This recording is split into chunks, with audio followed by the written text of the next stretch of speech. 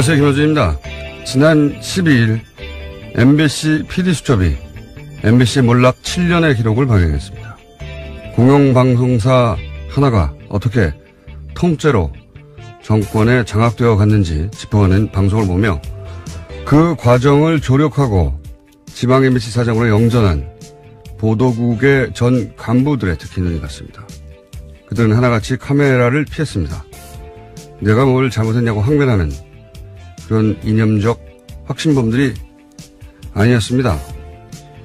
유대인 학살의 총책임자였던 힘너의 부하장교로 악명이 높았던 나치 아이히만 체포 당시 사람들은 놀랐죠. 실제 그가 너무 평범하고 심지어 가정적인 사람이어서. 재판 과정에서 아이히만은 자신에게 주어진 임무를 월급 받으면서 제대로 처리하지 못했다면 양심의 가책을 느꼈을 거라고 진술했습니다. 자신은 지시에 따랐고 임무를 충실히 수행했을 뿐이다 라는 거죠. 국정원의 주도하에 군사작전처럼 진행됐던 MBC 장악 과정에 기여했던 그들도 무슨 특별한 악당이 아니라 평범한 직장인, 생활인이었던 겁니다. 어느 날 주어진 영달의 기회를 마다하지 않았고 그 기회가 부여한 임무를 따랐을 뿐이었던 거죠. 사실 대부분의 친일파도 그랬을 겁니다. 친일파 이래로 이런 부역을 어떻게 상대해야 하는지 우리 사회는 마땅한 증거를 마련해두지 못했습니다. 너도 그때 그 자리 가봐라 어쩔 수 없다. 미래를 봐야 한다. 죄가 문제지 사람이 문제냐. 그렇게 넘어갔죠. PD수첩을 보며 공영방송을 통째로 와해시킨 게 저렇게 평범한 사람들이었다는 걸 다시 한번 깨달으며 그런 생각을 했습니다. 이번만은 물렁해지면 안 되겠다. 단호해야 한다. 기본적인 생각이었습니다.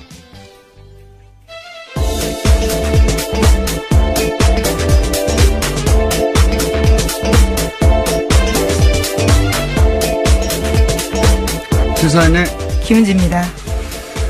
이 지시를 따랐을 뿐이다. 요즘 아주 자주 등장해요.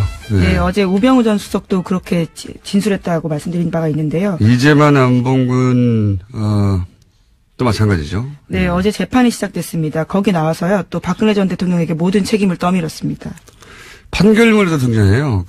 이영선 행정관 때도 그렇죠. 지시를 따랐을 뿐이다. 그래서 집행유예를 해줬습니다. 예, 그러니까 이게 이제 피의자들만 주장하는 게 아니고 이거는 우리 사법부도 그렇게 생각하는 겁니다. 지시를 따랐을 뿐이지 않느냐.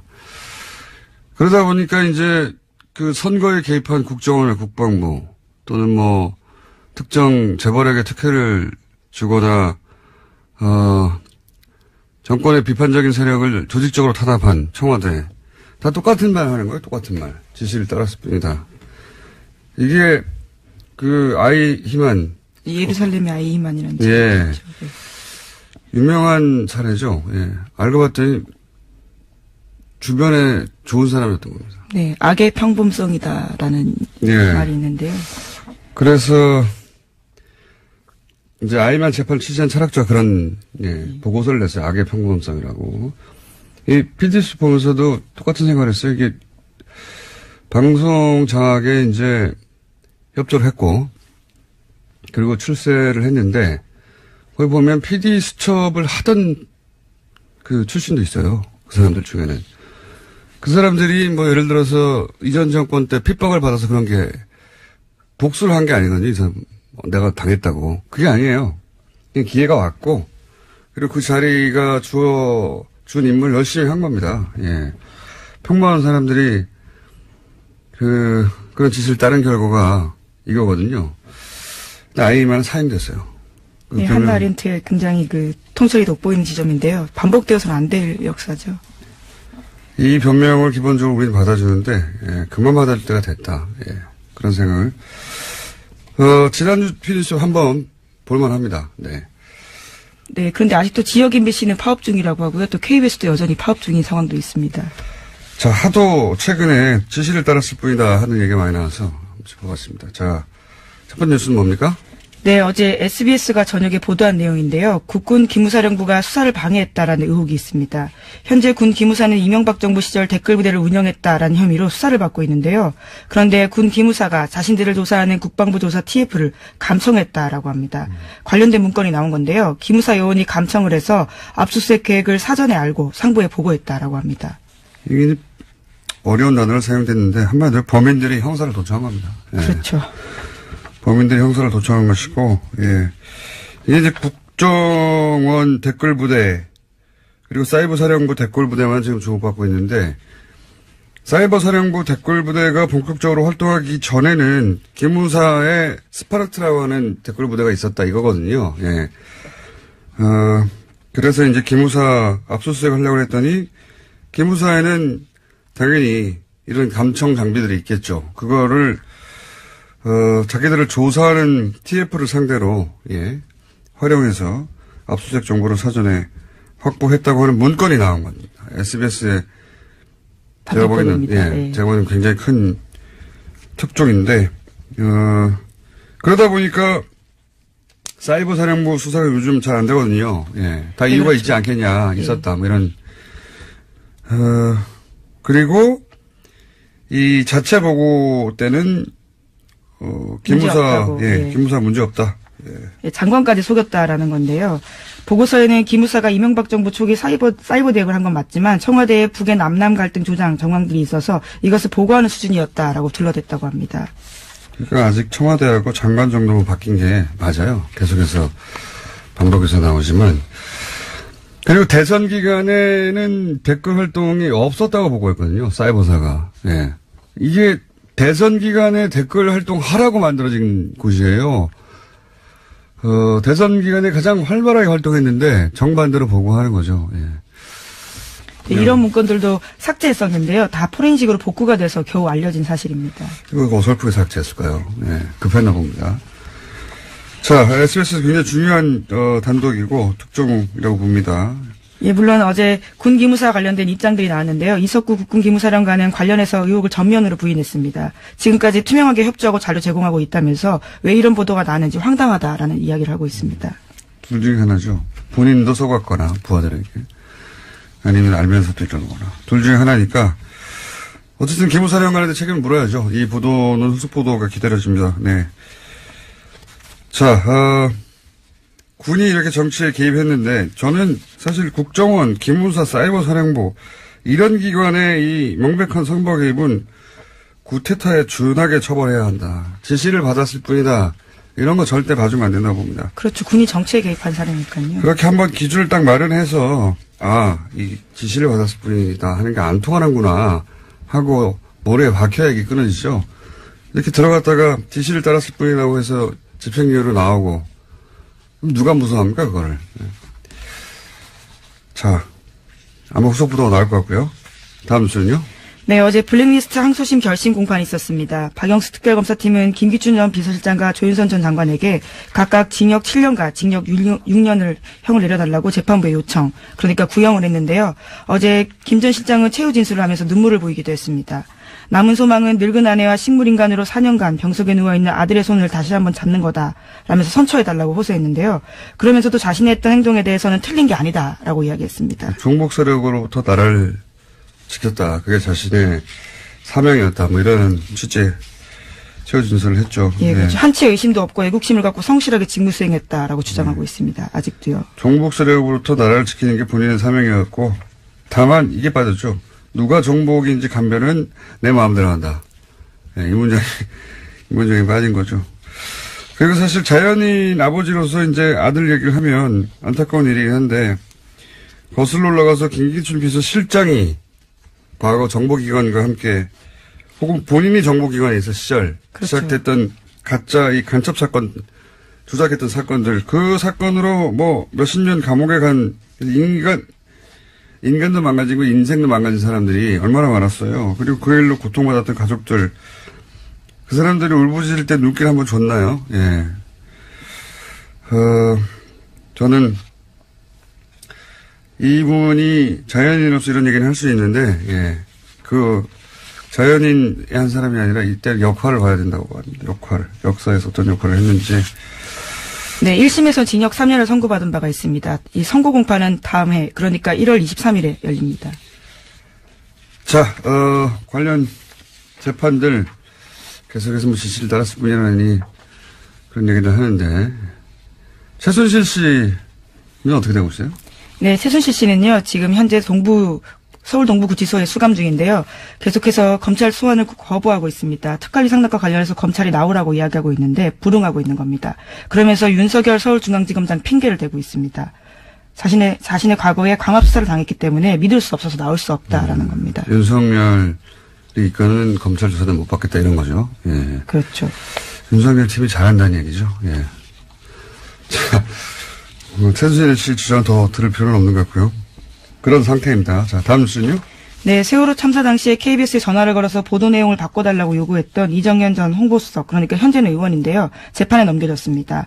청와대 등이 보도 개입을 했다라는 건데요. 검찰의 판단입니다. 과거 2014년 4월 21일에 KBS에 전화해서요. 적극적으로 좀 도와달라라는 이야기도 했고요. 아예 녹음도 바꿔달라라는 이야기도 했습니다. 이런 것들이 보도에 부당하게 개입됐다면서 지난해 세월호 특조위가 고발을 한 적이 있는데요. 이에 대해서 검찰이 재판에 넘긴 겁니다. 이런 기준을 아주 강하게 마련해야 된다고 봅니다. 저는, 잘한 거라고 보고요, 기소는.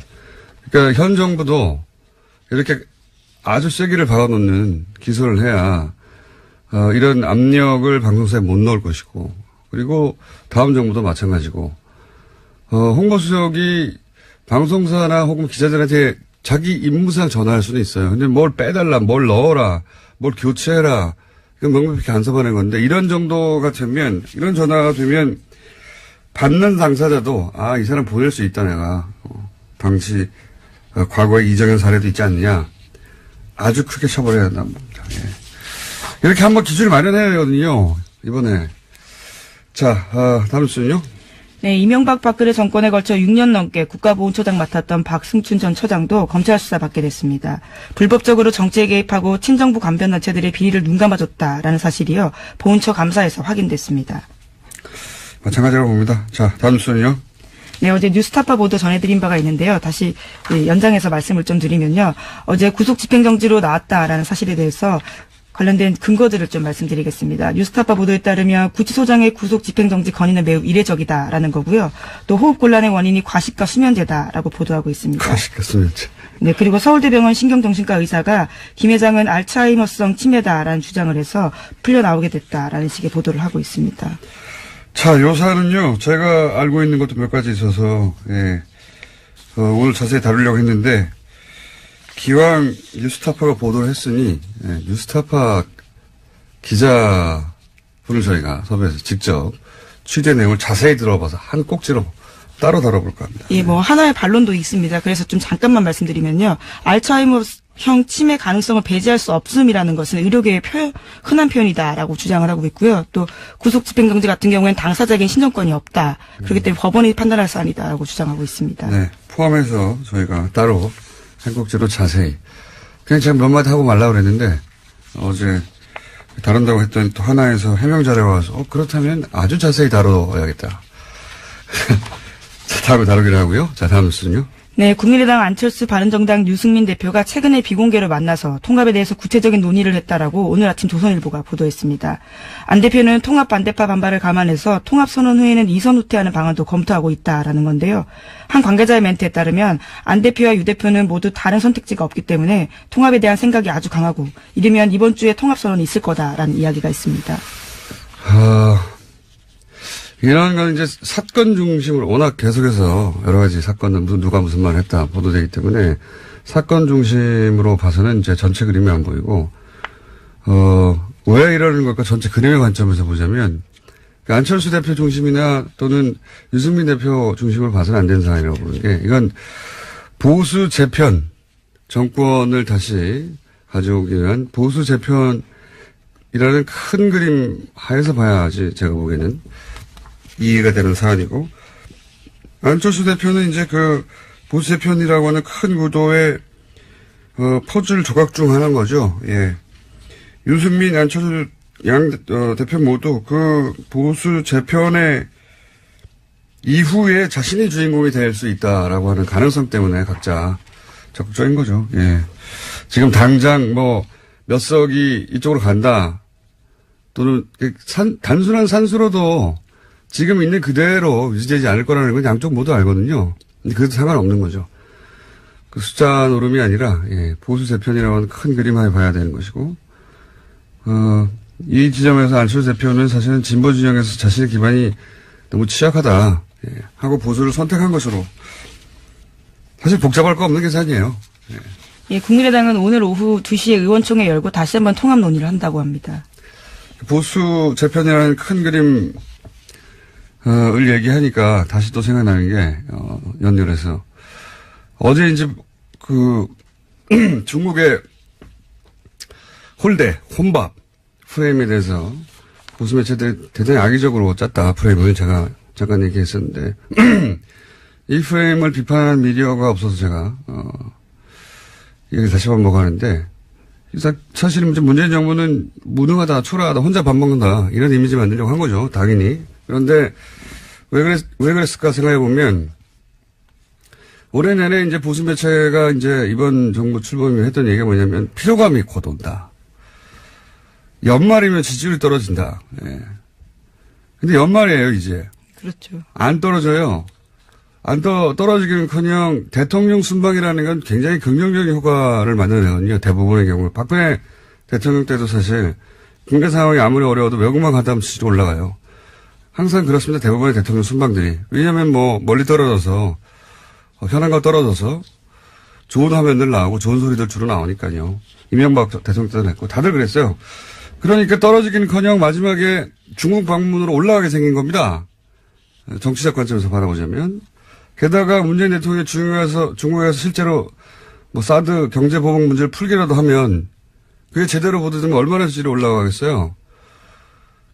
그 뻔한 상황에서 지지율이 올라가는 걸 거꾸로 막았어야 하는 겁니다. 예.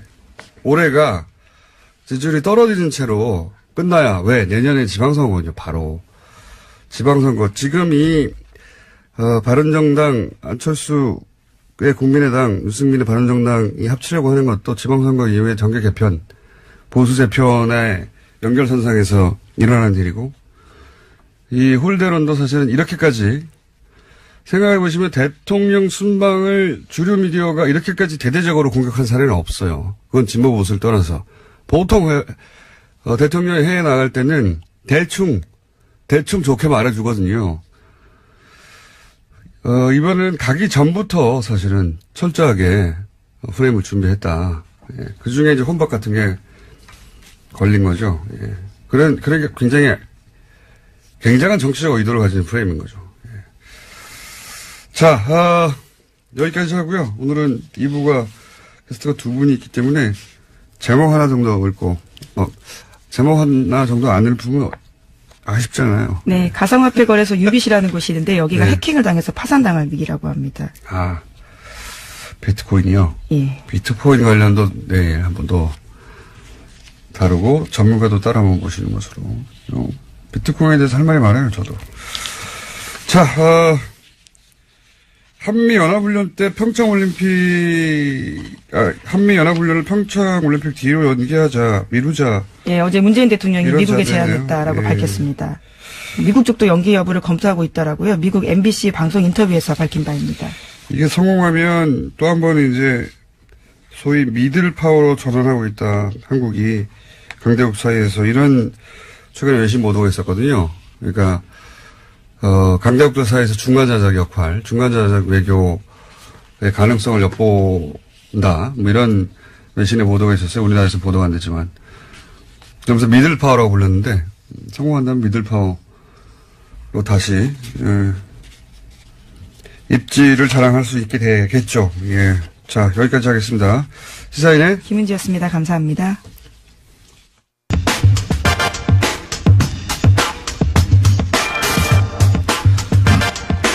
문재인 대통령의 중국 방문, 홀대론 기사 여전히 나오고 있죠. 어제 그래서 저희가 중국 동아대 우수근 교수님을 모시고 잠깐 이야기 들어봤었습니다. 너무 시간이 짧아서 오늘 한 번 더 모셨어요. 안녕하십니까, 교수님? 네, 안녕하십니까? 네, 어제 대단히 흥분된 목소리로, 대단히 빠른 속도로 대단히 압축적으로 말씀하셨는데 간단히 요약하면 우리는 홀대라고 하는데 중국에서는 홀대는커녕 시진핑이 왜 사드 철회를 하지도 않은 문재인 대통령에 대해서 이렇게 환대하느냐고 중국 내에 비판이 있었다. 예. 문재인 대통령은 중국에서 환대받았다. 그걸 왜 홀대라고 하는지 이해할 수가 없다. 예. 예, 말도 안 된다라고 예. 우순 교수님께서 어제 짧게 짚어주셨는데 그건 방중 기간 동안에 그랬다고 치고요. 예. 그러면 이제 방중 이후에 예. 돌아가고 각자 이제 언론들이 차분하게 그 성과나 예. 이런 얘기도 할 거 아닙니까? 예. 그러니까 방중 이후 중국 미디어가 보도하는 이 방중에 대한 평가는 어떻습니까? 짚어주시면 좀. 네. 지금 말씀하신 것처럼 방중 이후 중국 미디어의 방중에 대한 성과를 보면은 중국 당국의 심경을 알 수 있습니다. 중국은 사회주의 국가이기 때문에 우리처럼 좌우 미디어가 자기 멋대로 목소리를 낼 수 없거든요. 중국 당국의 목소리가 그대로 나오는 것인데 예를 들면은 중국 시나망은 18일자에서 외교부 대변인은 기자회견에서 문 대통령의 방중 기간에 양국 정상은 관계 개선을 추진했고 한반도 문제 등에 대해서 심도 있는 의견을 교환해서 상당한 공통인식을 갖게 되었다. 고 보도했습니다. 그다음에 중국의 대표적인 인민일보는 19일자에서요. 문 대통령의 수교 25주년 국빈 방문은 양국이 25년간의 우호적 발전 성과와 양국 관계를 중시함을 의미한다. 한중 관계가 계속 발전해 나가기 위해서는 수교 당시의 초심을 잃지 않았으면 좋겠다라고 보도했습니다. 뿐만 아니라 중국의 문해보라고가 있는데 문해보는 보도했고 그다음에 북경 청년보 북경에 있는 16일자 보도에서 문재인 대통령의 방중은 사드로 빚어졌던 한중 관계가 한 단계 더 새롭게 되는 계기가 되었다라고 대부분 긍정적으로 보도하고 있습니다. 네. 혹시 중국 언론도 당연히 우리도 중국 언론을 인용해서 보도하듯이 중국 언론도 우리 언론의 반응을 인용해서 보도하는 건 없습니까? 있습니다. 그중에 하나만 소개해드린다면요. 오늘 이렇게 차분하십니까? 조금 이따 하려고 지금은. 이거는 조금 이따가. 이거는 보도를 인용하는 거니까요. 워밍업입니다. 워밍업. 예. 중국의 봉황망은요. 19일자 보도에서 우리 언론을 인용하는 가운데 문 대통령은 최근 한중 정상회담을 마치면서 그동안의 외교 공백을 잘 정리해왔다 하면서 한중 관계를 긍정적으로 평가했습니다. 뿐만 아니라 해방일보는요. 문 대통령의 방중 관련돼서 한국의 언론 매체는 비판적 보도를 했다. 각계각층, 한국의 각계각층에서 방중 성과에 박수를 보낼 때 한국의 보수 언론들은 문 대통령의 방중을 폄하했고 지금도 그 논조는 지속되고 있는 것이다. 라는 안타까운 보도를 하였습니다. 네. 우리 언론들 다 보고 있군요. 예. 이게 참 희한한 일입니다. 자국 언론이 이렇게, 비판을 하고, 정작 홀대를 했다고 하는 나라에서는 자국 언론이 이런 비판을 하고 있는데 이거 폄하다라고 비판을 하고 이상한 현상이 지금 벌어지고 있는데 자 그건 알겠고요. 근데 이게 이제 언론 보도라는 게 좀 두리뭉실하고 대체적으로 그렇지 않습니까? 제가 궁금한 것은 교수님을 다시 모시는 것은 대체적인 언론의 반응은 알겠어요. 그리고 심지어는 중국 언론이 우리 보수 매체를 비판한다는 것도 알겠는데 교수님이 이제 어제 말씀하셨듯이 어제 이제 시진핑의 측근 그룹 혹은 고위직과 동문이라고 하셨지 않습니까? 확실하죠? 맞습니다. 보직 조사하면 다 나옵니다. 그분들이 하는 이야기들이 있을 거 아닙니까? 예. 그러니까 제가 궁금한 건 언론에 나오지 않은 그런 이제 권력에 가까이 있는 사람들의 해석 혹은 뭐 자기들끼리 하는 말들 혹은 교수님과 사석에서 니네 어떻게든 당연히 한국 대통령이 왔다 갔으니까 그런 얘기 하실 거 아닙니까? 그런 얘기가 궁금해요. 그분들은 어떤 반응이 있느냐. 예를 들면은 중국 공산당, 당의회 국가지 않습니까? 그 핵심 간부가 있어요. 당에서도 어떤 부서냐가 중요한데 말하기 쉽지 않은 그런 부서에 근무하는 저랑 벌써 14년 동안 쭉 하고 있으니까요. 그 사람 같은 경우는 다시 그런 말 했죠. 이제 한국은 다시 중국의 최후의 보루가 되었다. 아주 의미심장한 말이죠. 최후의 보루가 되었다. 최후의 보루라는 말은 아시죠? 근데 그 단어를 합니다. 왜 그런 의미로 그런 뜻을 단어로 사용한 거죠? 그러니까 사드가 배치되기 전에 이 당국자들은 저한테 항상 그런 식으로 노소리를 떨었죠. 사실 중국은 덩치가 너무 크다 보니까 16개 국가와 국경을 맞대고 6개 국가하고 해상 영해 분쟁을 벌이고 있거든요. 네. 그러다 보니까 늘 싸워요. 그렇죠. 늘 싸워요. 사이가 좋은 나라가 하나도 없어요. 크고 작은 문제들은 항상 있겠죠. 사이가 좋은 나라가 하나도 없는데 그중에 우리 한국만 유일하게 좋았거든요. 한국이 더군다나 조그만 약소국이 아니라 이제는 우리 모두 열심히 노력해서 중견 강국이 되었습니다. 중견 강국인 한국만이 유일한 사이가 좋은 관계이기 때문에 최후의 보루다. 따라서 우리는 한국에 대해서 그만큼 정성을 들일 수밖에 없다.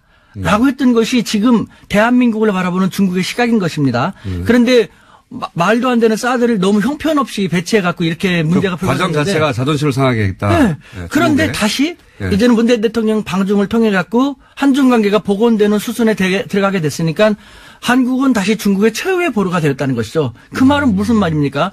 최후의 보루인데 함부로 할 수 있습니까? 함부로 할 수 없다라는 것이죠. 이번 성과가 그러니까 그 이전에 한중 관계의 복원을 의미한다. 뭐 그렇죠. 잘 됐다고 평가한다는 거죠. 혹시 그건 알겠고요. 그 외에 또 다른 이야기 없습니까? 있습니다. 그 중국의 대표적인 싱크탱크의 고위 간부 같은 경우는요.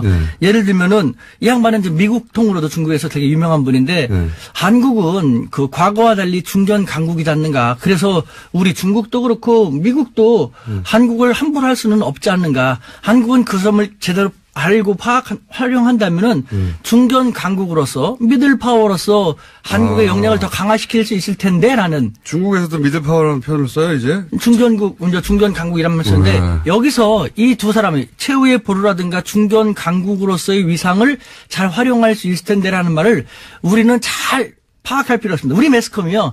이와 같은 것 국제사회에서 바라보는 우리 모습을 잘 전달하면서 우리 국민들이 우리 정부가 미들 파워로서 어떻게 활용해 나가면 살아나가면 좋을지를 알려주지 않고 해서는 안 될 것만 하니까 문제인데요. 저는 사실 국내 문제 잘 모릅니다. 죄송하지만 저는 95년에 한국 나가서 어떻게 하다 보니까 일본, 미국, 중국 유학을 다 갖고 2004년부터 3년부터 중국 대학에 있거든요. 그렇다고 제가 잘 사는 집이 아니라 인천의 가난한 노동자의 자식인데요. 출마하시는 것도 아니고 갑자기 쌍코피 흘리면서 이렇게 살았는데 그래서 저는 국내는 모르지만 국제는 벌써 쭉 알고 있죠. 지금 상하이에 있는 우리 대학에서도 외국 학생들을 중심으로 제가 쭉 가르치거든요. 150여 개국에서는 5천여 명. 늘 국제사회에서 우리 한국과 한반도를 그 국제사회에서 어떻게 바라보는 걸 알 수 있는데. 피부 느끼고 계신데. 여기서 제가 느끼는 것은요. 한국 사회에서는 제가 가장 싫어하는 말. 우리를 갖다 툭 하면은 고래 싸움에 새우등 터진다. 샌드위치 외교라고 하지 않습니까? 우리는 과거 20세기 6.25 그 약소국가가 더 이상 아니라는 것이죠. 교수님이 느끼기에는 제가 피부로 느끼는 것이 그거예요. 중국에서도 느끼는 게 그런 거예요. 그러니까 최후의 보루란 말이 무엇입니까? 최후의 보루니까 그만큼 소중히 하고 눈치를 봐야 한다는 것이거든요. 서로. 실제로 우리는 중국에 대해서 중국이 우리보다 덩치가 크고 인구가 많다고 해서 되게 두려워하는데 바보 같은 거예요. 덩치가 크고 인구가 많고 그러다 보니까 통치하기가 쉽지 않으니까 허점이 많거든요. 그러니까 중국은 조금이라도 자기들하고 우호적인 나라를 만들 수밖에 없는 거예요. 근데 우리 진짜 구로동 공돌이 공순이라는 엄청난 힘든 시기를 거쳤고 우리 모두 열심히 노력해갖고 중견국 됐지 않습니까? 그럼에도 불구하고 우리를 왜 아직도 자기 비하합니까? 우리는 고래 싸움의 새우등이 아니라 우리는 이제 중견 강국이기 때문에요. 중견 강국이다. 우리는 이제는 중견 강국을 외교를 해야 돼. 저는 이런 말 하면 이렇게 억울해고 눈물 날라고 해요. 억울하시다. 우리는 약소국이 아니라 중견국으로서 스마트한 돌고래 외교를 해갖고요. 돌고래도 오늘 지환 G2도 우리가 잘 리드하면서 활용하면서 적어도 한반도 문제만큼은 우리가. 돌고래는 뭡니까 교수님? 돌고래는 한번 들어보십시오. 얼마나 오랫동안 고민했으면 이런 말 했겠습니까? 우리는 지환 미국이나 G2 중국과 같은 덩치는 안 됩니다만 우리는 이제 그런 나라들도 우리를 함부로 할 수 없는 나라로 성장했거든요. 그렇더라면은 돌고래는 덩치가 작아서 고래보다는 힘이 약하지만 민첩하고 스마트하기 때문에 고래한테 잡아먹히진 않죠. 고래하고의 공생을 유도하지 않습니까? 우리가 바로 그런 돌고래 같은 역할을 할 수 있다는 것이에요. 외교도 새로운 시도를 해야 되는데 20세기 약소국 외교의 대미 외교 위주 1국 외교만 하다 보니까 이제 다변화되는 외교에서 잘 안 되고 있지 않습니까? 그러니까 우리는 지원치도 함부로 할 수 없는 중견 각국으로 부상한 대한민국의 중견 강국 외교, 스마트한 돌고래 외교를 해야지. 알겠습니다. 예. 또 이렇게 흥분하기 시작해요. 숨 좀 쉬시고. 처음 들어보는 단어인데 돌고래 외교. 근데 이제 최근에 이 미들파워라는 외신의 용어들이 등장하기 시작했어요. 실제 아시아타임스인가요? 거기서 메코이던가요? 그 기자가 미들파워로 한국이 전환하고 있다. 그 방향으로 진화하고 있다. 근데 지금 이제 교수님 열받으신 건 이 중국 홀덴이 이게 다 이제 소위 약소국이 당하는 거 아니냐. 자기 비하예요. 예.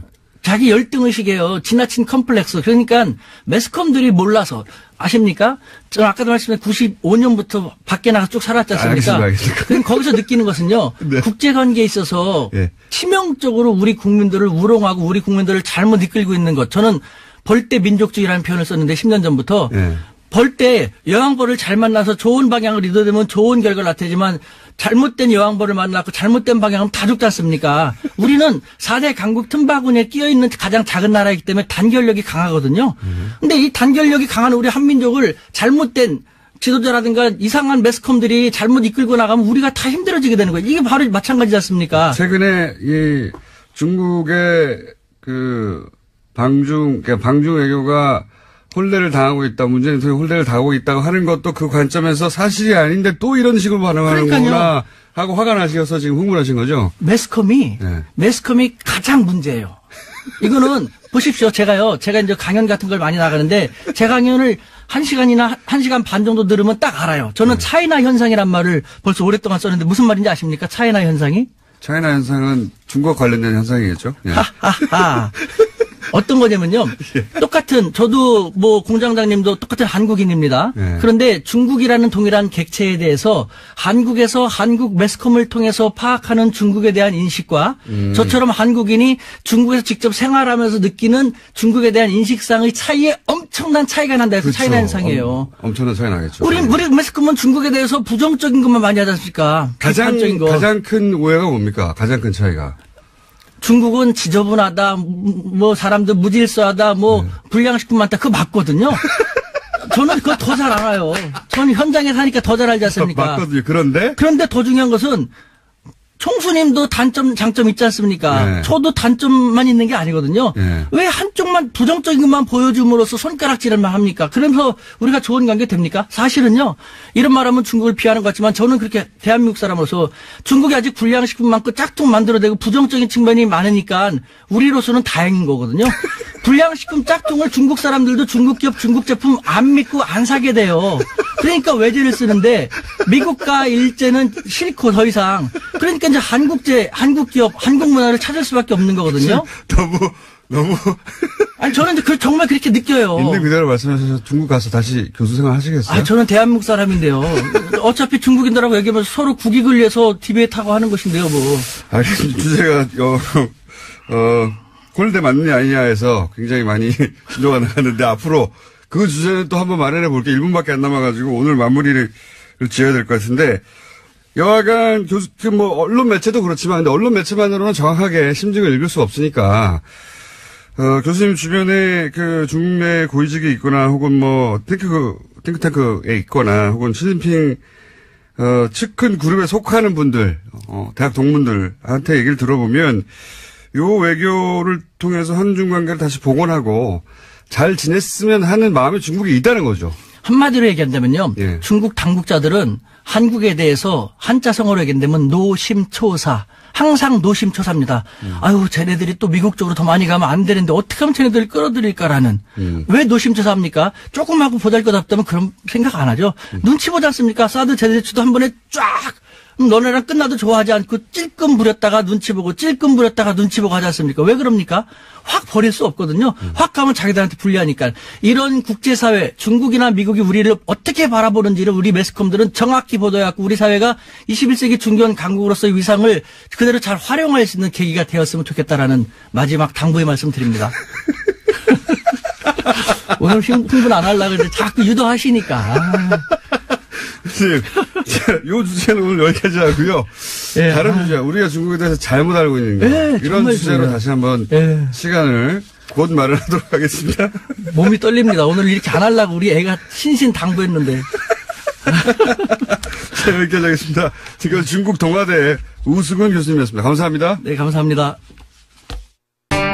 바른정당과 통합을 놓고 국민의당 네 분이 심상치가 않죠.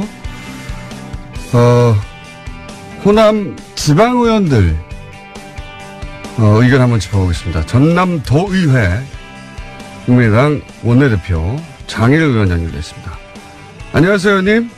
예, 반갑습니다. 장일입니다. 네. 호남 민심의 국회의원들보다 훨씬 가까이 계실 것 같아서 저희가 따로 한번 모셨는데, 예. 전남도의원, 예. 전남도의원들은 지금 통합에 반대하는 걸로 제가 알고 있습니다. 반대하는 이유가 네. 뭔가요? 예, 반대를 지금 하고 있습니다. 저희들이 1년 반 전에 새로운 정치 구도를 만들고 양당 정치를 깨고 다당제의 가치를 높이자는 뜻으로 저희들이 국민의당으로 탈당을 해갖고 갔습니다. 네. 근데 지금 창당 당시의 정체성이나 호남 정신과 다르게 지금 통합 논의로 지도부에서 국민의당이 분열되고 있어서 전남 도민으로부터 지지를 받지 못하고 있습니다. 호남의 민심은 지금 굉장히 서늘한 편입니다. 그 호남, 전국적으로 조금씩 차이가 있긴 하겠습니다만, 국민의당이 지금 호남을 기반한 것은 명백한 사실이니까 호남의 민심이 중요한데, 호남 유권자들은 이 통합에 대해서 싸늘하다고 느끼신다는 거죠? 예, 예. 지금 저희들이 국민들한테 지방선거가 앞으로 5개월밖에 안 남았습니다. 예. 그래서 이렇게 돌아다니면서 보면 왜 안철수가 있는 국민의당에 있냐. 차라리 탈당을 해가지고 무소속 출마하는 게 더 낫지 않겠냐 하는 얘기가 지금 많습니다. 오히려. 그러면 그 민심은 그렇고요. 지금 지방 의원들이 국민의당 지도부에게 또 요구하는 게 있습니까? 그렇다면 이런 민심을 듣고 저희들이 전남도의회에서 며칠 전에 그제 지금 그 전남 국회의원들과 간담회를 했습니다. 네. 도의원들 요청으로 인하여. 예. 그래서 지금 지방선거가 5개월 정도 남은 상황에서 지금 출마하시고자 하는 분들은 걱정과 우려가 굉장히 큽니다. 그렇겠죠. 예. 그래서 당의 지지율은 4% 정도밖에 되지 않고 이제 호남에서는 한 10몇 % 정도가 됩니다만은 이런 상태에서 지금 민주당 같은 경우에는 선거 체제로 벌써 면접까지 하고 또 선거의 룰도 지금 정하고 있는데 우리는 통합 논의로 해갖고 모든 것이 지금 수독되어 있는 상태입니다.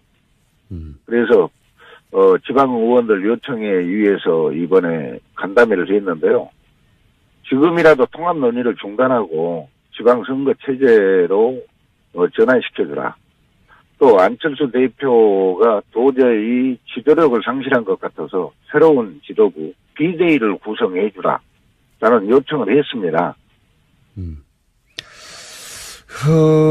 그런데 이제 그 안철수 대표 같은 경우에는 본인의 나름의 비전과 그림이 있고 그래서 통합 드라이버는 멈출 생각이 없을 것 같은데 만약에 말씀하신 그런 요청사항들이 받아들여지지 않으면 지금 전남도 의원이 25분인가요? 네, 25입니다. 예. 도 의원 지금 원내대표신데 그 도의원들의 어떻게 하나요? 그러면 그 당내에 있으면서 계속 지도부에 항의하는 겁니까? 아니면 집단 행동을 하는 겁니까? 아니면 어떻게 합니까? 무소속으로 나가시는 건가요? 지금 저희들이 이번에 국회의원들과 간담회 때 국회의원님들은 설까지 기다려 달라고 저희들한테 요청을 했습니다. 예. 그런데 저희들이 또 의원들이 간담회를 통해서 이달 말까지 지도부에서 통합 논의를 중단하지 않으면 저희들 나름대로 탈당을 감행하겠다라는 뜻을 지금 피력을 했습니다. 12월 말까지 통합을 중단하지 않으면 탈당을 하겠다. 네. 25번 모두요? 네, 그렇습니다. 그럼 25분, 네, 탈당계를 당대표인 저한테 지금 이임해 놓은 상태입니다. 아하. 그 전남도의 25분의 도의원들은, 원내대표이신 장인 의원에게 탈당계를 이미 작성해서 이름해 둔 상태다. 예. 그래서 그 기한을 올해 말 12월 말까지 며칠 안 남았습니다. 이제 12월 말까지로 두고 그때까지 통합을 멈추지 않으면 탈당.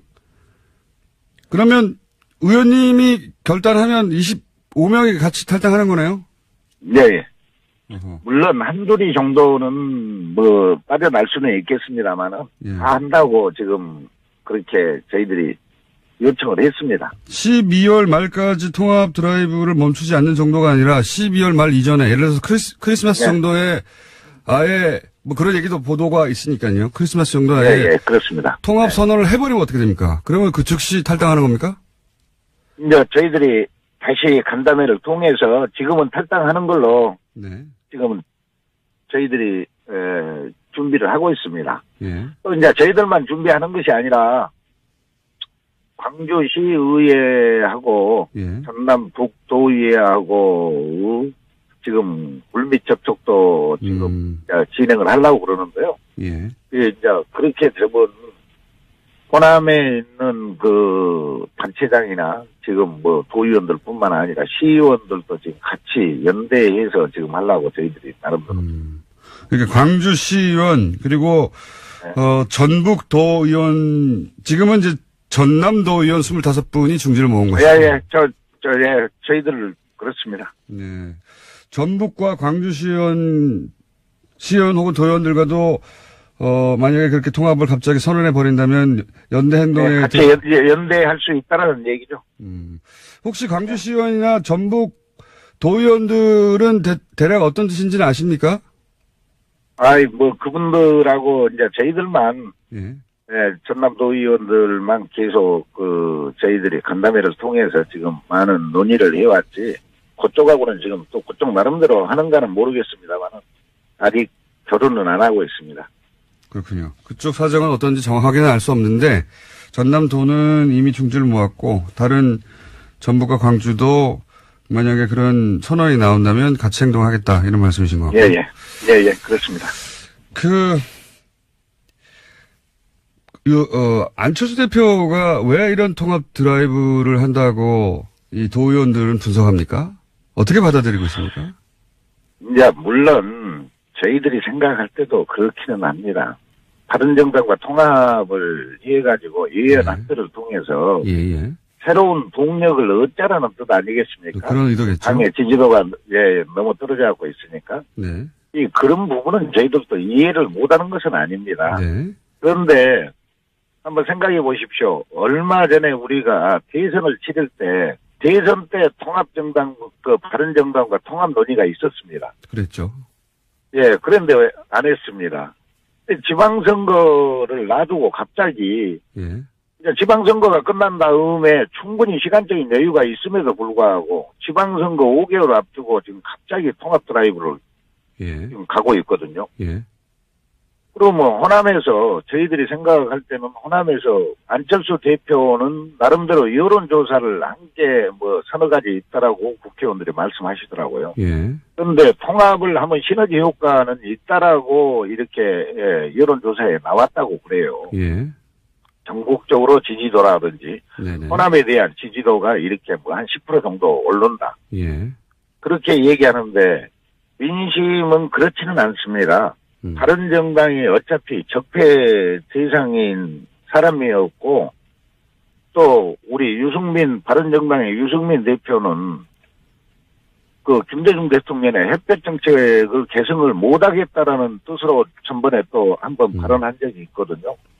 또 안철수 대표가 길게 가게 되면 바른정당 그 다음에 자유한국당과 통합을 하겠다라는 그런 취지로 지금 뭐 얘기하시는데 알겠습니다. 호남의 민심은 그러지 않습니다. 알겠습니다. 오늘 말씀 감사합니다. 여기까지 듣겠습니다.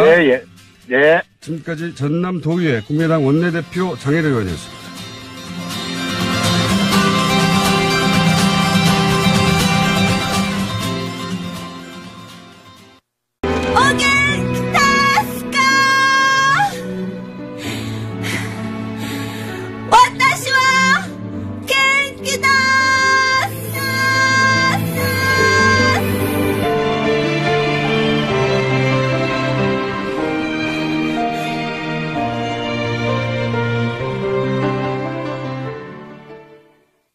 김어준의 뉴스 공장.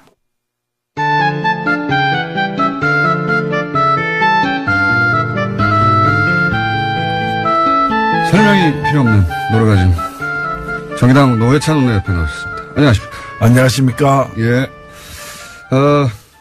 한 주간에 벌어진 일들을 저희가 쫙 논평해가는 시간인데, 아무래도 이제 방중, 워낙 말이 많았어요. 홀대론, 혼밥론, 뭐 등등등.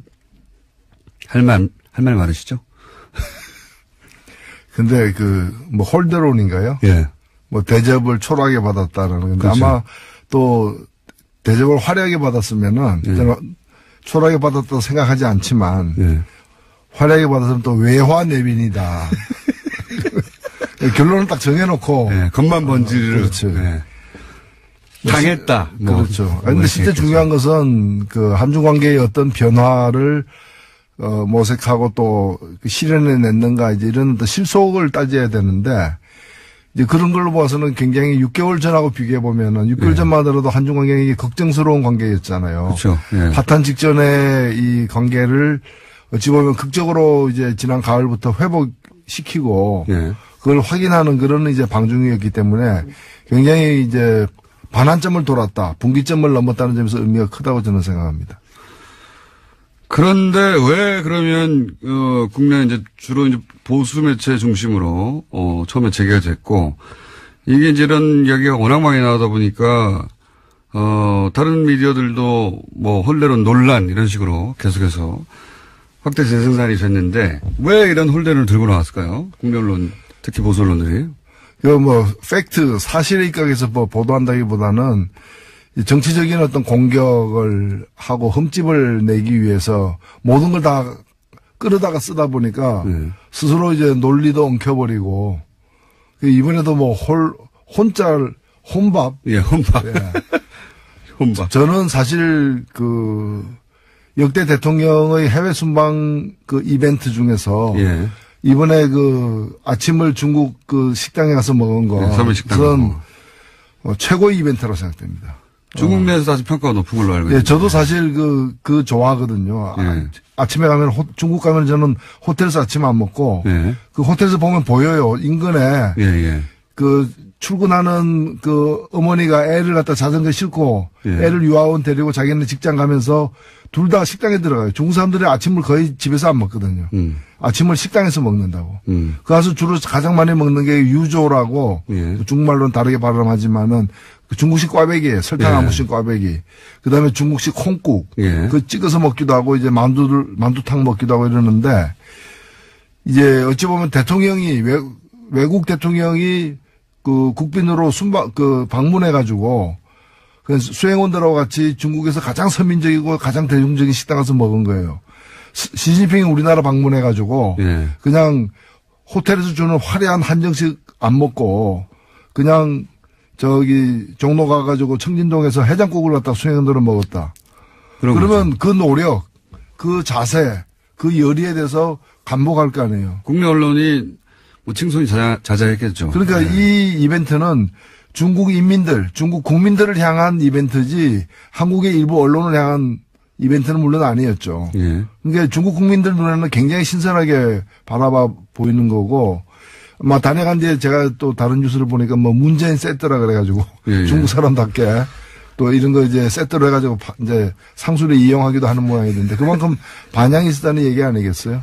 그거를 우리 보수 매체가 몰랐다기보다는 예.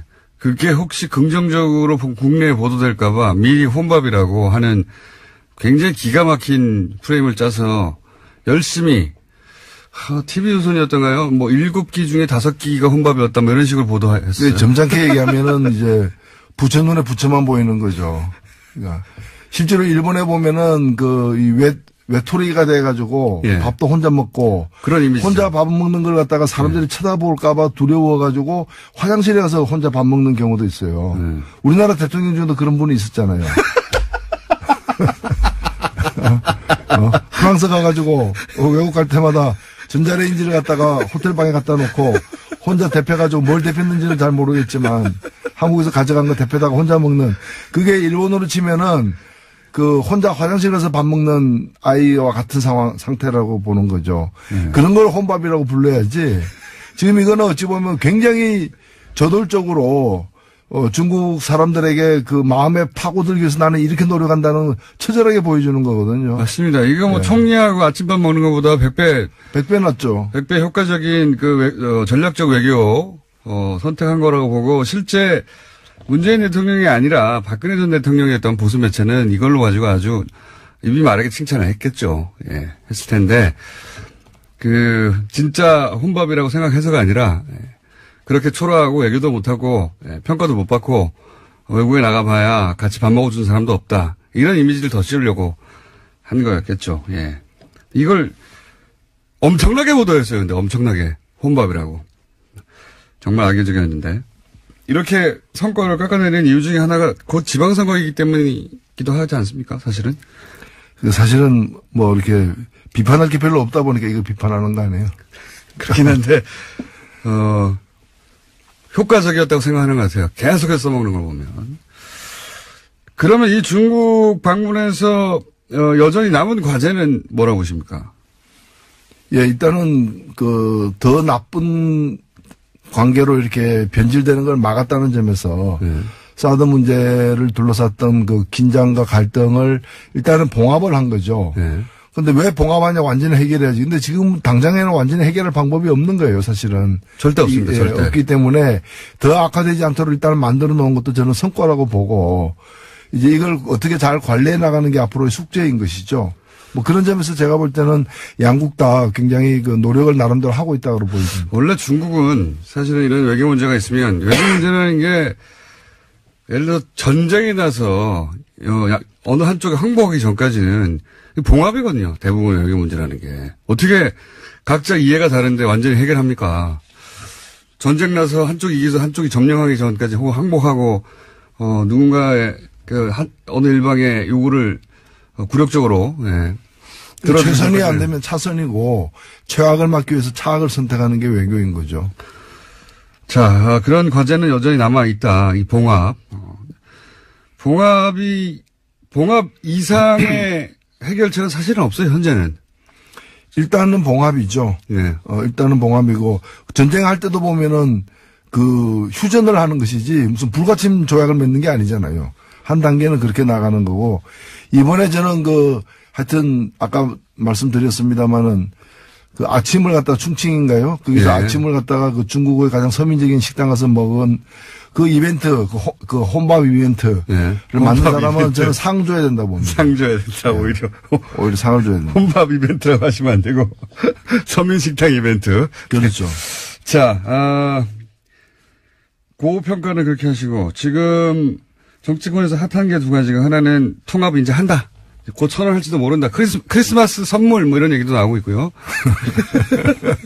본인에 대한 선물이겠죠. 다른 사람들에 대한 선물이 아니라 선물 이야기도 나오고 있고, 또 한 가지 덩어리는 자유한국당에서 이제 당협위원장 교체, 당협위원장 교체라는 게 일반인들한테는 크게 와닿지 않은데 국회의원들한테 생존권이거든요. 이게 굉장히 큰 일이 있었습니다. 그거 관련해서 내부에서 이걸 왜 했느냐, 누가 바뀌었느냐, 누군 들어가고 못 들어갔느냐 말들이 있는데, 우선 통합 선언 하겠죠? 여기까지 왔는데.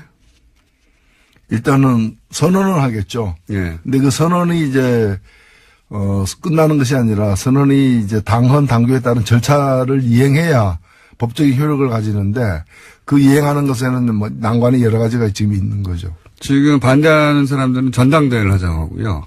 안철수 대표는 아마도 뭐라고 부릅니까? 전당원 투표요. 예.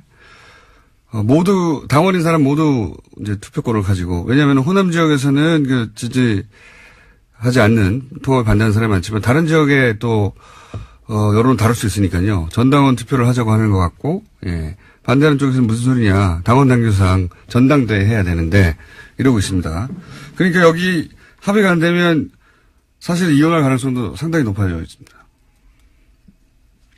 그렇죠. 그러니까 바른정당 입장에서는 선거연대까지도 할 수 있다라고는 어떤 가장 약한 어떤 결합으로서, 그러면서 이제 가장 세게는 이제 일부에서는 또 이혼하고 와라. 이혼하고 와라. 오히려 그게 더 낫다. 일부를 도려내고 오는 것이 자기들은 더 낫다. 뭐 이렇게 보는 쪽까지도 있는데 일단은 완전한 통합은 그렇게 쉽지는 않을 것 같아요. 양쪽 다. 물론 통합을 하게 이 드라이브를 계속 가서 이제 통합까지 가려고 하면 국민당 내부에 당에 남아있을 수 없다고 하는 사람들도 있겠죠. 그러니까 그러니까 지금 각각 소속 의원들의 산술 합으로 통합된 당의 의원들 수가 유지되지는 않을 것 같아요. 적어도. 그렇죠. 예. 지금 39명 중에서 뭐 14명 정도는 완강히 반대하는 분들이니까. 최소한 뭐 10명 정도 나가버리면 들어오는 것보다 많아지니까 숫자가 더 줄어들거든요. 숫자가 줄어들음에도 불구하고 이제 하려는 이유가 숫자가 중요하지 않다 지금은. 그렇죠. 예. 예. 그 보수 재편의 그림 속에서 진행되는 게 아닌가. 예. 결국 중도 보수로 규합해가지고 범보수로 확장하는. 예. 그걸 갖다가 이제 대권 전략으로 이제 보는 거죠. 안철수 대표는 그러니까 진보 진영의 유권자들이 그쪽에서 지지 기반이 본인이 약하다고 판단한 것 같아요. 그래서 떠나는 겁니다. 지금 사실은. 본인의 정체성을 새롭게 발견한 거죠. 알고 보니 보수였다. 뭐 이래가지고. 예. 자기가 하려고 했던 새 정치는 새 보수 정치였다. 지금. 대미안이고요. 예. 대미안. 자, 방랑 정치죠. 방랑 정치. 자유한국당 사정은 어떻다고 보십니까? 지금 홍준표 대표가 사실은 친홍 체제를 차근차근 구축해가면서 친박들은 계속 쳐내고 있어요. 예. 예. 거기에 친박을 제압해 가는 데는 어느 정도 성공했습니다. 실제. 그렇죠. 근데 사실 친박 자체가 예. 말이 친박이고 부자 망해도 3년 간다 그러는데 그래서 당분간 갈 걸로도 이제 보였지만은 실은 이미 그 수장이 예. 지금 서울구치소에 있는 것이고 나머지들도 거의 지금 체포동의안이 이렇게 제기되거나 또는 네. 이제 조사를 받아야 될 처지에 놓이거나 다 이런 처지지 않습니까? 사실상 괴멸했다고 봐야죠. 괴멸했다. 네. 그러면 남아있는 양축은 홍준표 대표하고 김무성 전 대표 이 정도 되는 거 아닙니까? 지금 그렇죠. 예. 그게 이제 신주류 세력이라 봐야죠. 근데 홍준표 대표하고 김무성 전 대표가 그렇다고 친박 몰아내고 당권을 장악하는 데까지는 갔지만 둘이 그냥 잘 지내기만 하려지는 않을 거 아닙니까? 예, 거기는 이제 다음 시즌이죠. 다음 시즌에서 싸울 상대죠. 이렇게 이번 시즌에는 힘을 합해야 되는 거고 예. 다음 시즌에서는 서로 싸워야 되는 그런 운명적 관계죠. 유여해 최고위원이 이 당협위원장에서 탈락한 거는 어떻게 보십니까? 예, 그건 아마 이제 그런 게 일종의 파퓰리즘이죠. 재물로 바친 거죠. 예. 재물로. 로마 원형 경기장 같은 데서 이제 관중들이 다 이렇게 손가락을 땅 쪽으로 향하는 그런 상황에서 이제 재물을 던져준 거죠. 자, 유해 최고위원은 재물이라고 지금 표현됐는데 저희가 한번 연결해 볼게요. 나중에 재물이라고 표현됐는데 어떻게 생각하시냐고. 홍준표 대표 본인도 대법원의 최종 판단이 내일 모레네요. 예, 모레 나오는데. 네, 이번 주에 주요 재판들이 이렇게 대법원에 여러 개가 사실 있는데 그 중에 하나하고 아마 이거는 아무도 예측하기 힘든 지금 그런 상황이 그러니까요. 같습니다. 파기환송되면 안철수 대표에게 좋은 겁니다. 유승민 대표하고. 그렇죠? 예. 자유한국당이 흔들려서 나중에 구속력이 약해지면 흡수하려고 하니까요. 떨어져 나오는 분들 좋은 거고. 만약에 대법원이 이제 무죄를 확정해 버리면 그러면 홍준표 체제가 더 공고히 되겠죠. 근데 그럴 파기환송되게 되면은 이 자유한국당이 이제 친박이 되살아나는 게 아니기 때문에 어찌 보면은 바른정당 같은 어떤 자유한국당을 모태로 해가지고 보수를 개혁해보겠다는 그런 계획을 가진 사람들이 오히려 이게 새로운 기회를 주는 측면도 있죠. 맞습니다. 예, 복당파하고 이렇게 되면 바른정당이 오히려 자유한국당으로 돌아와야 된다고 생각하는 사람들이 그런 많아요. 분들의 목소리가 높아질 수밖에 없죠. 그렇죠. 예, 그래서 안철수 대표하고는 안철수 대표의 계획도 안 될 수도 있겠네요. 또 바른정당이 저쪽을 더 바라봐서 지난 시간에 또 꼭 얘기했어야 앞으로 꼭 얘기해야 되는 내용 중에 하나가 개헌 문제 있지 않습니까? 선거구 개편제. 이거 좀 어려운 얘기여서 다들 그리고 아직 시간이 좀 남아서 안 하고 있는데 정의당 입장에서 만약에 개헌을 한다면 지금 뭐 자유한국당이 반대하고 있기 때문에 사실 어렵습니다. 어렵긴 어려운데 원래는 자유한국당이 먼저 꺼낸 얘기죠. 개헌은. 네. 먼저 꺼낸 얘기고요. 그다음에 이제 개헌 시기가 요즘에 이제 쟁점이 되어버렸는데 지방선거 내년 2018년 지방선거까지 개헌을 완료한다. 예. 즉 지방선거 투표하는 날 개헌 국민투표도 함께 하겠다는 것에 대해서 모든 대선 후보들이 약속을 했고 특히 예. 홍준표 당시 대선 후보는 이렇게 그 문서로 서명까지 했었어요. 예. 서명까지 했기 때문에 이 약속은 지켜야 되고. 박근혜 전 대통령이 들고 나왔었고 자유한국당이 그때 강하게 드라이브를 걸었었고 사실 지금 개헌하자는데 반대하는 정당은 아무도 없었어요 그때. 예. 그래서 지금 이 개헌을 갖다가 이제 안 하겠다는 거 아닙니까? 근데 자유한국당은 지금 안 하겠다고 하는 거죠. 예. 그래서 저는 약속은 지켜야 되고 약속 못 지켜서 면허 반납해야 되는 거죠. 면허 반납. 예. 이거는 정당 등록 취소감이라고 저는 그렇게 생각합니다. 등록 취소감입니다. 자유한국당은 왜 반대할까요?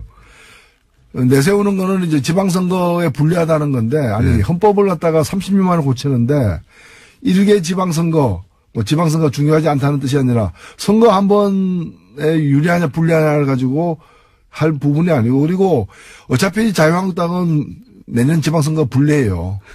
개헌 안 한 데서 유리해지는 것도 아니고 어차피 불리한데 더 불리할 것도 저는 없다고 보고 그래서 일단은 전국의 주도권을 갖다가 이제 뭐 정부 여당이 쥐게 될 거 우려한다는 건데 그것도 저는 뭐 그것 때문에 개헌을 반대한다는 것 자체가 이유가 되지 않는다고 봅니다. 근데 자유한국당이 반대하면 어쨌든 개헌안이 통과될 수가 없지 않습니까? 지금 의석수상. 개헌안을 누군가가 모르겠습니다. 국회에서는 아예 합의가 안 될 것 같아요. 그래서 저는 그 점을 갖다가 자유한국당을 최대한 압박해야 된다. 일단은 약속을 지키라고 해야 될 것이고 약속을 못 지키기 때문에 그 국민들에게 사과해야죠. 약속을 못 지키게 됐다고. 그리고 개헌을 갖다가 할 생각이 없다면 국민들에게 사기를 친 거 아니에요. 그건 정말 정당을 해산해야 되는 것이고 그게 아니라 시점을 조금 바꾸면 좋겠다.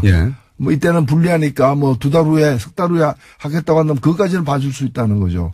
그렇다면 그 약속을 국민들 앞에 공언하라는 거죠. 그런 점에서 개헌 열차를 멈출 이유는 없다. 개헌 열차가 6월 지방선거 때 투표하기로 했다면 그 6월 13일 역에는 서야죠.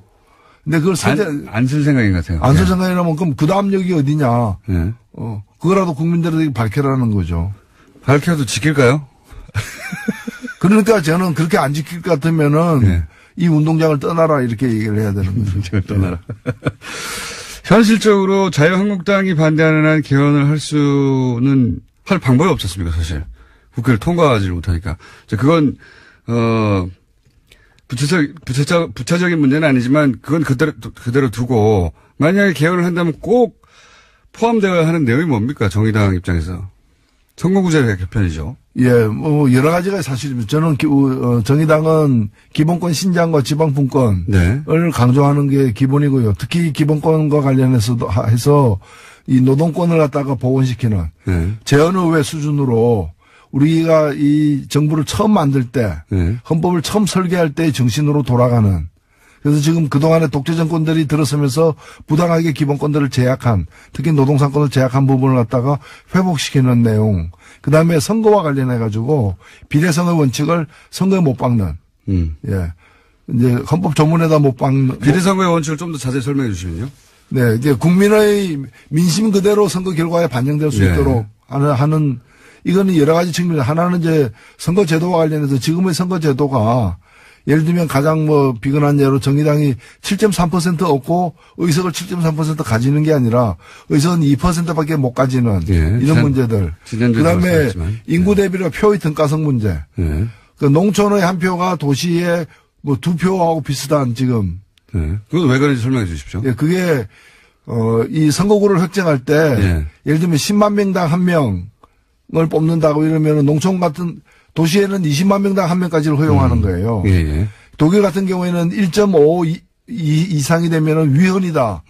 1.25, 1.3대 1 이렇게 이제 비율을 정했는데. 비율을 정하고 있는데 우리는 지금 2대1까지 허용하고 있거든요. 그러니까 이제 농촌 지역이 어차피 인구가 좀 적어서 네. 1대1로 할 수는 없다 하더라도 그 비율이 너무 차이가 난다. 그렇죠. 예. 이제는 지금 2대1까지 허용하고 있는데 1.5대1 정도까지로 낮출 필요가 있습니다. 그래서 근접하게 만들어야 되는 도시 15만 명이 농촌 10만 명하고 같은 대표성을 갖도록 하는 정도까지. 지금은 농촌 10만 명이 도시에 20만 명이 되는 네. 꼴이 되기 때문에. 그러니까 농촌에서 지지하는 정당이 유리하죠. 네, 그렇죠. 정치 세력이. 그래서 농민들의 어떤 그 목소리를 정치에 반영하는 것은 당연히 필요하고 중요하지만은 지금 이것이 농민들의 목소리를 반영하는 구조가 아니라 그렇죠. 농촌의 그 보수적인 기득권 세력들을 갖다가 그 정치 세력들을 연명시키는 제도로 악용되고 있기 때문에 이 비례성의 원칙을 갖다가 더 되살리는 그런 이제 그 헌법 조항을 갖다가 삽입하는 것이 필요하다는 거죠. 그러니까요. 10만 지금 명. 국회 개헌특위에서도 네. 국회 자문위원회 안으로 이렇게 나와 있습니다. 나와 있다. 요는 결국은 표를 받은 만큼 국회의원들이 국회에 진출해야 되는 게 맞고 또 하나 도시와 농촌을 비교하자면 농촌인 보수 성향 때문에 이제 보수 정치 세력이 유리하게 지금 짜져 있는 비율을 낮춰야 된다. 예. 그런 말씀이신 거죠. 그 두 가지가 그러니까 요 비례성의 원칙은 뭐 명칭은 여러 가지 있습니다. 뭐 독일 정당 명부제부터 시작해서 많은 명칭이 있는데 뭐라고 부르든 간에. 그리고 지금 권력구조에 대한 여러 가지 안들이 나와 있지만은 어떤 권력구조가 채택되든 국회의 권한이 다소 지금보다 많아지는 건 사실이거든요. 네. 그렇다면 국회의 권한을 지금처럼 잘못된 선거제도를 가지고 뽑힌 국회의 권한을 더 높이는 것은 더 문제가 있을 수 있기 때문에 국회의원을 민심이 그대로 반영되는 선거제도가 전제된 후에 그 속에서 새로 뽑힌 국회의원들이 권한이 다소 높아지는 거라면 몰라도 현재와 같은 상태에서 국회의 권한이 더 높아지는 것은 바람직하지 않을 수도 있다. 저는 그렇게 봅니다. 정의당 입장에서는 이제 내각 책임제도 지금 뭐 현재 일당이 될 수 없으니까 내각 책임제도 괜찮다, 좋다 이런 입장이죠. 이론적으로 보면은 내각 책임제가 가장 우수한 제도라는 것은 뭐 이론이 없습니다. 누구나 다 인정하는 거고요. 문제는 타이밍의 문제인데 그것을 지금 우리의 국민들의 요구, 그다음에 정치 문화, 그다음에 국회에 대한 어떤 신뢰 정도 여러 가지를 종합했을 때 국회의원의 실력도 넣죠. 그렇죠. 그것이 또 정당 정치의 어떤 발전 정도 이런 것들이 지금 당장의 내각제를 실현할 정도가 되느냐 안 되느냐에 대해서는 다양한 판단이 사실 있는데 개인적으로는 어떻게 생각하십니까? 저는 내각제가 훌륭한 제도로 생각하지만은 지금 당장에 국민들의 동의를 얻기에는 여론조사 결과가 나타나는 것처럼 쉽지 않다는 생각을 갖고는 있습니다. 물론 방향은 우리는 내각제 방향이지만 근데 더 위험한 건 뭔가 하면은 소위 분권형 대통령제라는 이름하에 숨어있는 이원 집정제. 뭐 대통령은 외치, 그 다음에 그렇죠. 수상은 내치. 그리고 대통령은 권한을 한 20% 갖고 국회에서 선출된 국무총리는 한 80%의 권한을 갖는. 저는 이건 굉장히 위험한 방식이라고 생각들어요. 왜냐하면 4천만 명의 국민이 뽑은 사람은 20%의 권한을 갖고 300명의 국회의원이 뽑은 국무총리는 80%의 권한을 갖고 그리고 내치 외치를 어떻게 구분합니까? 개성공단은 내치입니까 외치입니까? 한미 FTA는 내치입니까 외치입니까? 그 뒤에 깔린 의도는 뭐라고 보십니까? 그건 대통령 당선되기 힘든 집단들이 권력을 서로 나눠 먹기 위해서 너는 20%짜리 권한을 갖는 대통령, 우리끼리 모여가지고 우리는 80%의 권한을 갖는 실세형 총리. 이렇게 해서 그래서 자기들 모이는 그 약속 장소를 제3지대라고 붙이고 제3지대에서 모입시다. 뭐 이렇게 해가지고 모여가지고 뭔가를 그래서 새로 뽑히는 대통령은 임기를 갖다가 5년이 아니라 줄이겠다.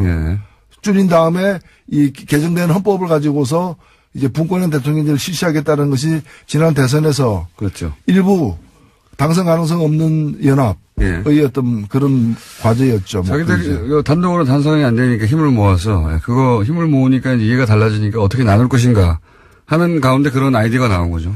그래서 저는 정리를 해야 된다고 봅니다. 이 대통령의 권한이 과도하게 헌법상에 많이 있다면은 그걸 국민이나 국회로 이렇게 또는 지방정부로 넘기는 그런 권력을 갖다가 좀 이렇게 조정하는 것은 필요하다고 봐요.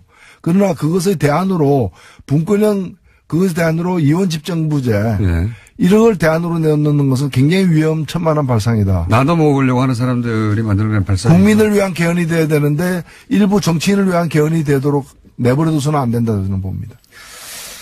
오늘 좀 심각한 얘기를 했습니다. 네. 근데 이 개헌 이야기는 아직은 시기가 이르다 싶기도 하면서도 한편으로는 이제 시간도 없어요, 별로. 이제는 해야 됩니다. 그리고 네. 국민들에게 해온 약속이고 마지막 개헌한 지 30년이 됐습니다. 그 이전에 40년 동안 9번 개헌하고 30년 동안 개헌 한 번도 안 했거든요. 그래서 묵은 숙제를 갖다가 털어버리는 그런 개헌이 필요하다고 봅니다. 현실적으로는 근데 쉽지 않은 상황이다. 네. 오늘은 여기까지 하겠습니다. 지금까지 정의당의 노회찬 원내대표였습니다. 감사합니다. 네, 감사합니다.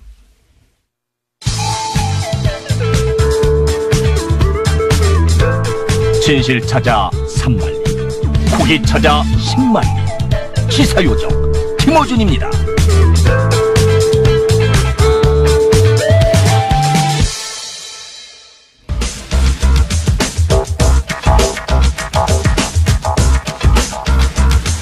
시사, 과학, 최근에는 개그는 별로 안 하고 있는 원정우 씨 나오셨습니다. 안녕하세요. 헐레벌떡. 예, 뛰어왔어요. 방송 시작 10초 전에 도착했어요. 네. 없이 제가 하려고 그러다가. 자, 요즘 개그는 잘 안 하고 계신데. 네. 네. 해주세요. 예. 오늘은 뭡니까, 주제가? 오늘도 개가 아니고요. 네. 좀 날씨 얘기 좀 하려고요. 날씨. 요즘 춥다고 이제. 기상과학. 예, 날씨가 춥기도 춥지만 또 많은 분들이 춥다고 재밌는 얘기들을 많이 하세요. 예를 들어서 뭐, 북극, 그린란드, 모스크바, 알래스카보다 더 춥다. 그러면서 그래. SNS에 그 사진 같은 거 올리시거든요. 그 날씨 이제 앱 같은 데 비교해 놓은 그런 거 있잖아요. 네, 나오죠, 그런 거. 지금도 제가 오늘 이 순간의 날씨를 보고 있는데, 서울특별시 마이너스 영하 9도, 모스크바 영상 1도. 모스크바가 이상한 거 아니에요? 앵커리지, 영하 2도. 그래요? 런던 영상 7도. 런던이 원래 그렇고. 네, 런던은 원래 좀 이따 말씀드리겠지만 이렇게 추운 데가 아니고. 그래서 역시 지금도 그런 현상이 일어나고 있고, 또 모스크바는 새벽 2시 44분이기 때문에 낮도 아니고 굉장히 추워야 되는데 영상 1도라는. 모스크바가 이상한 거 아닙니까? 이런 느낌들 때문에 이제 이런 게 SNS에서 뭐 수천 번씩 공유가 되고, 사람들이 모스크바로 이사 가자. 네, 러시아로 이민 가자. 너무 춥다. 단순히 날씨 때문에. 네. 뭐 저는 이런 사실 얘기까지. 겨울은 추운 걸 좋아해요. 추위를 안 타시나요? 더위는 굉장히 많이 타고 추위는 별로 안 탑니다. 고기 많이 먹는 사람들이 좀 그런 게 있죠. 몸에 열이 많고 그래서. 네. 저는 뭐, 겨울에 추운 거 이 정도는 뭐, 겨울은 추운 거 당연한 게 아닌가 싶은데, 여하간. 이게 이 상황이 그래서 그래 뭐냐라고 생각을 해보면 약간은 이제 착각도 좀 섞여 있어요. 왜냐하면은 모스크바가 이제 지금 우리가 모스크바라 춥지만 모스크바의 1월 기온으로 가면 기온이 뭐 영하 20도 이하로도 내려가고 하기 때문에 사실은 우리보다는 춥습니다. 물론 모스크바가 아주 추운 곳이 아니에요, 상만큼. 평균 겨울 온도가 우리보다 훨씬 낮을걸요? 몇 도? 평균 기온이 영하 7.9도인가 5도인가 그런데 생각만큼 많이 추운 곳은 원래 아니고. 게다가 지금이 가장 추울 때가 아니고. 그렇죠. 네. 그래서 이제 1월 달이 되면 상황이 달라질 것이다. 그래서 지금 우리나라 추위는 실제로 그런 곳들보다 날씨 자체가 추워졌다기보다는 한겨울 추위가 빨리 왔다. 12월 달에. 네, 왜 빨리 왔나요? 이제 그걸 이제 생각을 해보는 거죠. 네. 근데 그 이야기 하기 전에 우리가 자꾸 이제 이런 도시하고 비교를 하는 거는 위도를 기준으로 기온을 생각을 그렇죠. 하는 거거든요. 네. 근데 위도 영향이 생각만큼 많지 않습니다. 그런가요? 예, 요게 이제 재밌는 부분인데, 물론 위도가 높은 지역의 경우에는 대체로 더 춥죠. 그렇죠. 네. 겨울에 이제 해의 고도가 낮으니까 네. 일조량도 적고 네. 추워지는 게 정상이긴 한데. 해가 비슷히 비추는 거니까. 그렇죠. 네. 근데 런던 같은 경우에는 북이 51도에 있거든요. 네. 우리나라 38도 있잖아요. 네. 38선 미치니까. 거기는 이제 멕시코 만류의 영향이던가요? 그렇습니다. 네. 이제 그 얘기를 드리려고 하는 건데. 이게 왜 아직도 기억나죠, 제가? 중학교 때 배운 것 같은데.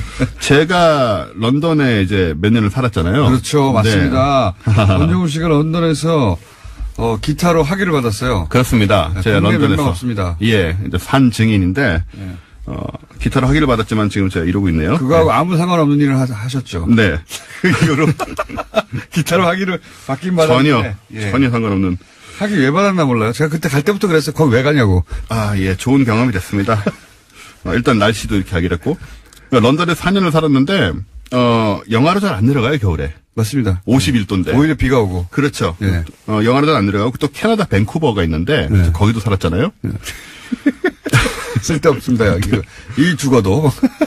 거기도 북위 49도입니다. 네. 굉장히 높은데, 역시 영하로 잘 안 내려가요. 네. 우리 생각에는 굉장히 추월할 것 같은데, 반면에 이제 캐나다 반대편에 토론토가 있잖아요. 네. 거기는 밴쿠버보다 훨씬 낮은 43도, 북위 43도인데, 우리나라 겨울보다 더 춥거든요. 예. 이게 이제 말씀하신 바로 다른 요소들 때문인데 가장 중요한 건 역시 멕시코 만류라고 네. 부르는 이 해류입니다. 따뜻한 바닷물이 이동하면서. 그렇죠. 한마디로 말하면. 네. 네. 이 멕시코 만류라는 거는 이렇게 멕시코에만 있는 것은 아니고 네. 좀 큰 광역으로 얘기를 하는데 아프리카 동부에서 멕시코로 미국 동해안으로 올라가서 네. 대서양을 지나서 영국 스칸디나비아까지 흘러가는 거예요. 네. 그러니까 굉장히 넓은 지역을 지나가는 거죠. 바닷물이 그렇게 흐르는 겁니다. 그렇죠. 크게. 예. 그래서 위도가 훨씬 높은 유럽이 우리나라보다 덜 추운 게 이제 이 영향이 큽니다. 예. 밴쿠버나 시애틀 같은 데는 이제 태평양 난류가 또 있고, 예. 그리고 우리나라도 심지어 겨울에 보시면은 강릉이나 속초가 안 춥습니다. 그런가요? 중간에 홍천이나 맞아요. 철원 이런 데가 춥지. 맞습니다. 이 태백산맥 동쪽은 안 추워요. 심지어는 5도 이상 평균 겨울 기온이 높습니다. 이것도 이제 그쪽으로 난류가 지나가기 때문이죠. 문자가 하나 왔는데. 네. 언유 씨 그렇게 돈 많이 내고 날씨를 알려고 거기까지 갔다니 대단하십니다라고. 예, 과학에 이 한 몸 바치는. 거기 기타 치러 갔다니까요. 예. 예. 학위 받아왔어요. 받아왔어요, 네. 쓸 데가 없어서 그렇지. 학위를 받아왔습니다. 약간 쓸 데는 있습니다, 그래도. 한때 본인이 직접 기타를 만들어 팔겠다고 했으나, 예. 실패한 걸로 알고 있습니다. 네, 아직도 그래서요. 꿈은 남아있습니다. 어쨌든. 근데 이제 난류란 게 생각해보면 이게 뭐 그냥 뭐 진짜 끓는 물이 지나가는 것도 아니고, 예. 뭐 그렇게 영향이 있을까 싶잖아요. 근데 이제 원체 면적이 거대하다 보니까. 바다가 움직이니까요. 그러니까요. 예. 원체 면적이 거대하다 보니까 단 몇 도만 높아도 이게 레디에이터 같은 역할을 해서 예. 이제 공기를 덮이는 레디에이터. 예, 그런 걸 하는 거죠. 바닷물이 레디에이터 효과. 좋습니다. 이해가 잘 가요. 그럼 지금 생각해보면은 지금 사실 우리가 유럽에서 덥다고 생각하는, 따뜻하다고 생각하는 곳들은 스페인, 예. 그리스, 이탈리아, 예. 이런 데가 전부 남한보다 위도가 높습니다. 실제로. 예. 오. 근데도 이 온화한 날씨를 유지하는 게, 네. 물론 멕시코 만류만은 아니지만, 뭐, 바다의 온도가 높기 때문에, 네. 다 일어나는 현상입니다. 기본적으로 바다에 근접한 도시나 국가들이 바다의 영향을 받는다. 날씨가. 그렇죠. 네. 거기 굉장히 크다는 거죠. 우리는요. 우리는 이제 한류도 흐르고, 난류도 흐르고, 예. 하는데, 대륙에서 넘어온 공기 때문에 영향을 많이 받지 않습니까? 우리는? 그렇죠. 이제 우리는 저 북쪽에서 내려오는 그 차가운 공기하고 남쪽에서 남태평양 올라가는 공기가 항상 마주치죠. 거기서. 대륙성 고기압. 네, 그게 이제 마주치는데 네. 그 뭐 이런 말 들어보셨을 거예요. 오츠크의 기단이니 뭐 이런 얘기를 들어봤을 건데 중학교 때 다 배웠어요. 네. 그거 열심히 외워가지고 시험 쳤는데. 그게 이제 마주치는 지점에 있어서 뭐 여름에 장마 같은 거 생길 때 이제 북쪽하고 남쪽하고 따뜻한 차가운 기단하고 따뜻한 기단이 이제 마주치면서 전선이 생기고 이러는 거죠.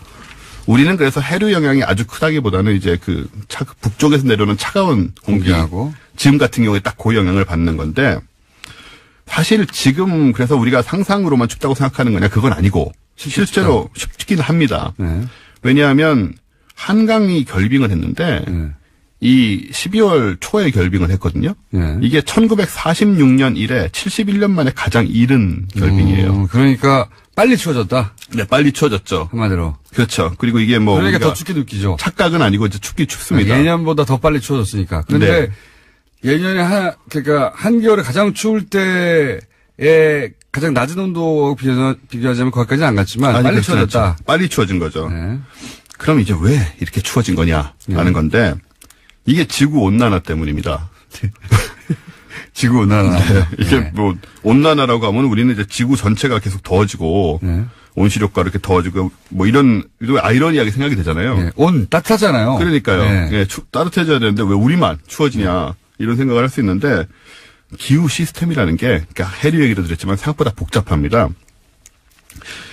지금 우리나라가 추운 것은 아까 얘기했듯이 북극의 찬 공기가 네. 남쪽으로 많이 내려왔기 때문인데 평소에는 이 한반도보다 북쪽 위도가 높은 이 북태평양 쪽으로 제트 기류라는 게 흐르고 있습니다. 아, 네. 알아야 될 점점 많아지고 있네요. 제트 기류라는 건 제트기류 좋아요. 제트기류까지 네. 받아들입니다. 꽤나 그다음에, 고도가 높은 곳에 네. 꽤나 빠르게 계속 이제 지구를 감싸고 돌고 있는 이 흐름이에요. 예, 항공기들이 항상 영향을 항공기 영향을 받죠. 예. 이걸 이제 타고 가면 빨리 갈 수 있고 그렇죠. 역으로 가면 늦게 가고 이런 게 이제 생기는데 이게 이제 북극의 냉기를 막는 이 에어 커튼 역할을 합니다. 예, 커튼. 예. 예. 근데 이게 약해진 거예요. 에어 커튼이. 왜 약해졌냐면 북극 기온이 따뜻해지면서 이 제트 기류의 속도가 느려졌습니다. 아하. 그리고 남쪽으로 쳐져 버렸어요. 아하. 원래 이게 뭐라 그래야 되죠? 타이트하게 돌아야 되는데 그러니까 북쪽에서 뺑뺑뺑뺑 돌아야 되는데 네네. 얘가 뜨뜻해져가지고 밑으로 내려왔다. 그렇죠. 이게 예. 고무줄 늘어나듯이 따뜻하게. 속도도 느려지고 아래로 내려왔다. 그렇습니다. 그랬더니 쳐져버린 겁니다.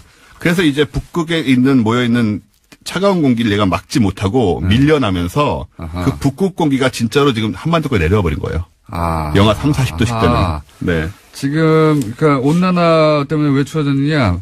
요거 외우면 딱 좋겠습니다. 네. 제트가 있어. 제트가. 제트 기류. 예. 이따 외우기 뭐 싫다. 제트라고 하지 마시고. 제트 기류가 있는데 걔가 북극에서 뺑뺑 돌아야 되는데 네. 따뜻해지니까 밑으로 내려와서 북극의 찬 헐렁해졌다. 헐렁해져가지고 네. 북극의 찬 기온이 같이 따라 내려온 거죠. 같이 내려와 버린 거죠. 밀고 빨리. 내려와 버린 거죠. 예. 그래서 이제 우리도 거기 영향을 받아가지고 지금. 예. 지금 빨리 그래서 추운 추워졌다. 겁니다. 네. 제트 기류. 예. 지금 우리 추운 거는 이제 실제로 북극 기후가 내려온 북극에서 온 기온이군요, 이게. 예. 아. 그래서 이제 북극의 찬바람을 우리가 그럼 막고 있는 깨끗한 겁니다. 거네요? 그건 아닌 것 같아요. 네, 뭐 그런 식으로 되는 건 아닌 것 같고. 예. 그래서 이 현상에 주목해보자면 한반도는 앞으로 점점 더 추워지는 겁니까? 그건 아직 모릅니다. 일단은 여름에는 지금 우기가, 뭡니까? 비가 내리는 패턴이 변했잖아요. 변했죠. 예. 지금은 마치 정글에서 스콜이라고 하죠. 네. 갑자기 집중폭우 내리듯이 예. 확 내리고 멈추고 이렇게 변해버렸는데. 그런 이제 온난화로 인해서 사실 뭐 기후 균형이 깨지는 게 문제나 이게 뭐 훅 따뜻해지는 게 중요한 게 아니고 앞으로 굉장히 여러 가지로 기후가 불안정할 우리나라뿐만 아니고 전 세계적으로 불안정할 가능성이 크고요. 그래서 이제 이런 상황도 그 중에 하나인 것이고. 근데 이제 이런 생각은 해봐야죠. 그러니까 계속 이렇게 추워지는 거냐, 올해. 그건 아직 모릅니다.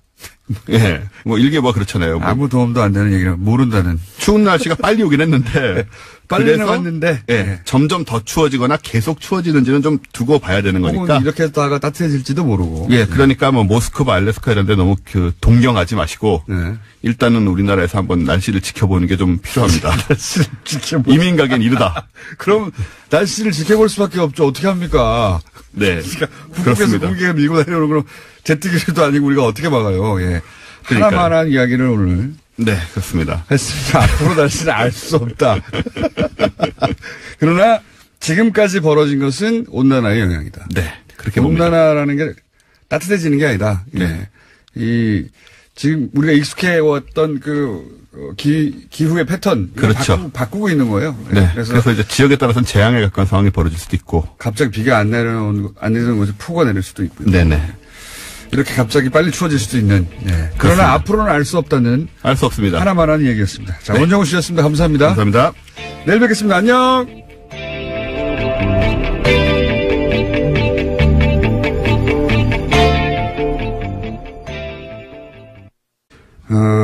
그래서 이제 기무사 압수수색 하려고 했더니 기무사에는 당연히 이런 감청 장비들이 있겠죠. 그거를 자기들을 조사하는 TF를 상대로 활용해서 압수수색 정보를 사전에 확보했다고 하는 문건이 나온 겁니다. SBS에 제가 보기에는 제가 보기에는 굉장히 큰 특종인데 그러다 보니까 사이버 사령부 수사가 요즘 잘 안 되거든요. 예. 다 이유가 있지 않겠냐, 있었다, 뭐 이런.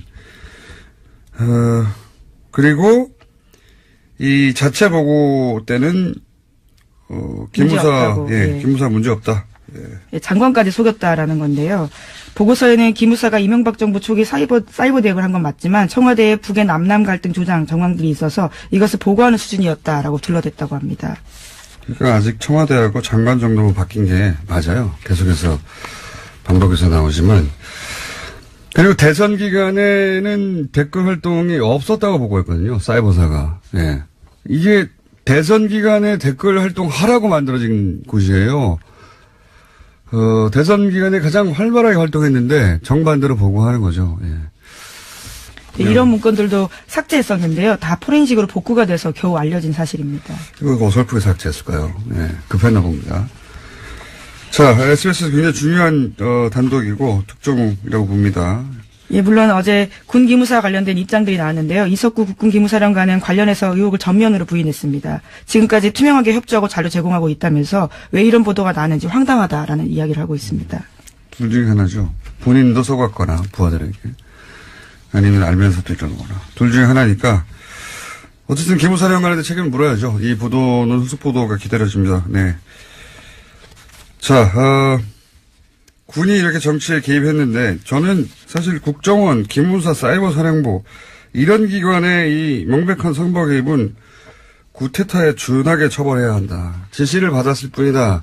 이런 거 절대 봐주면 안 된다고 봅니다. 그렇죠. 군이 정치에 개입한 사례니까요. 그렇게 한번 기준을 딱 마련해서 이 지시를 받았을 뿐이다 하는 게 안 통하는구나 하고 모래에 박혀야 이게 끊어지죠. 이렇게 들어갔다가 지시를 따랐을 뿐이라고 해서 집행유예로 나오고 그럼 누가 무서워합니까 그거를. 네. 자, 아마 후속 보도가 나올 것 같고요. 다음 뉴스는요.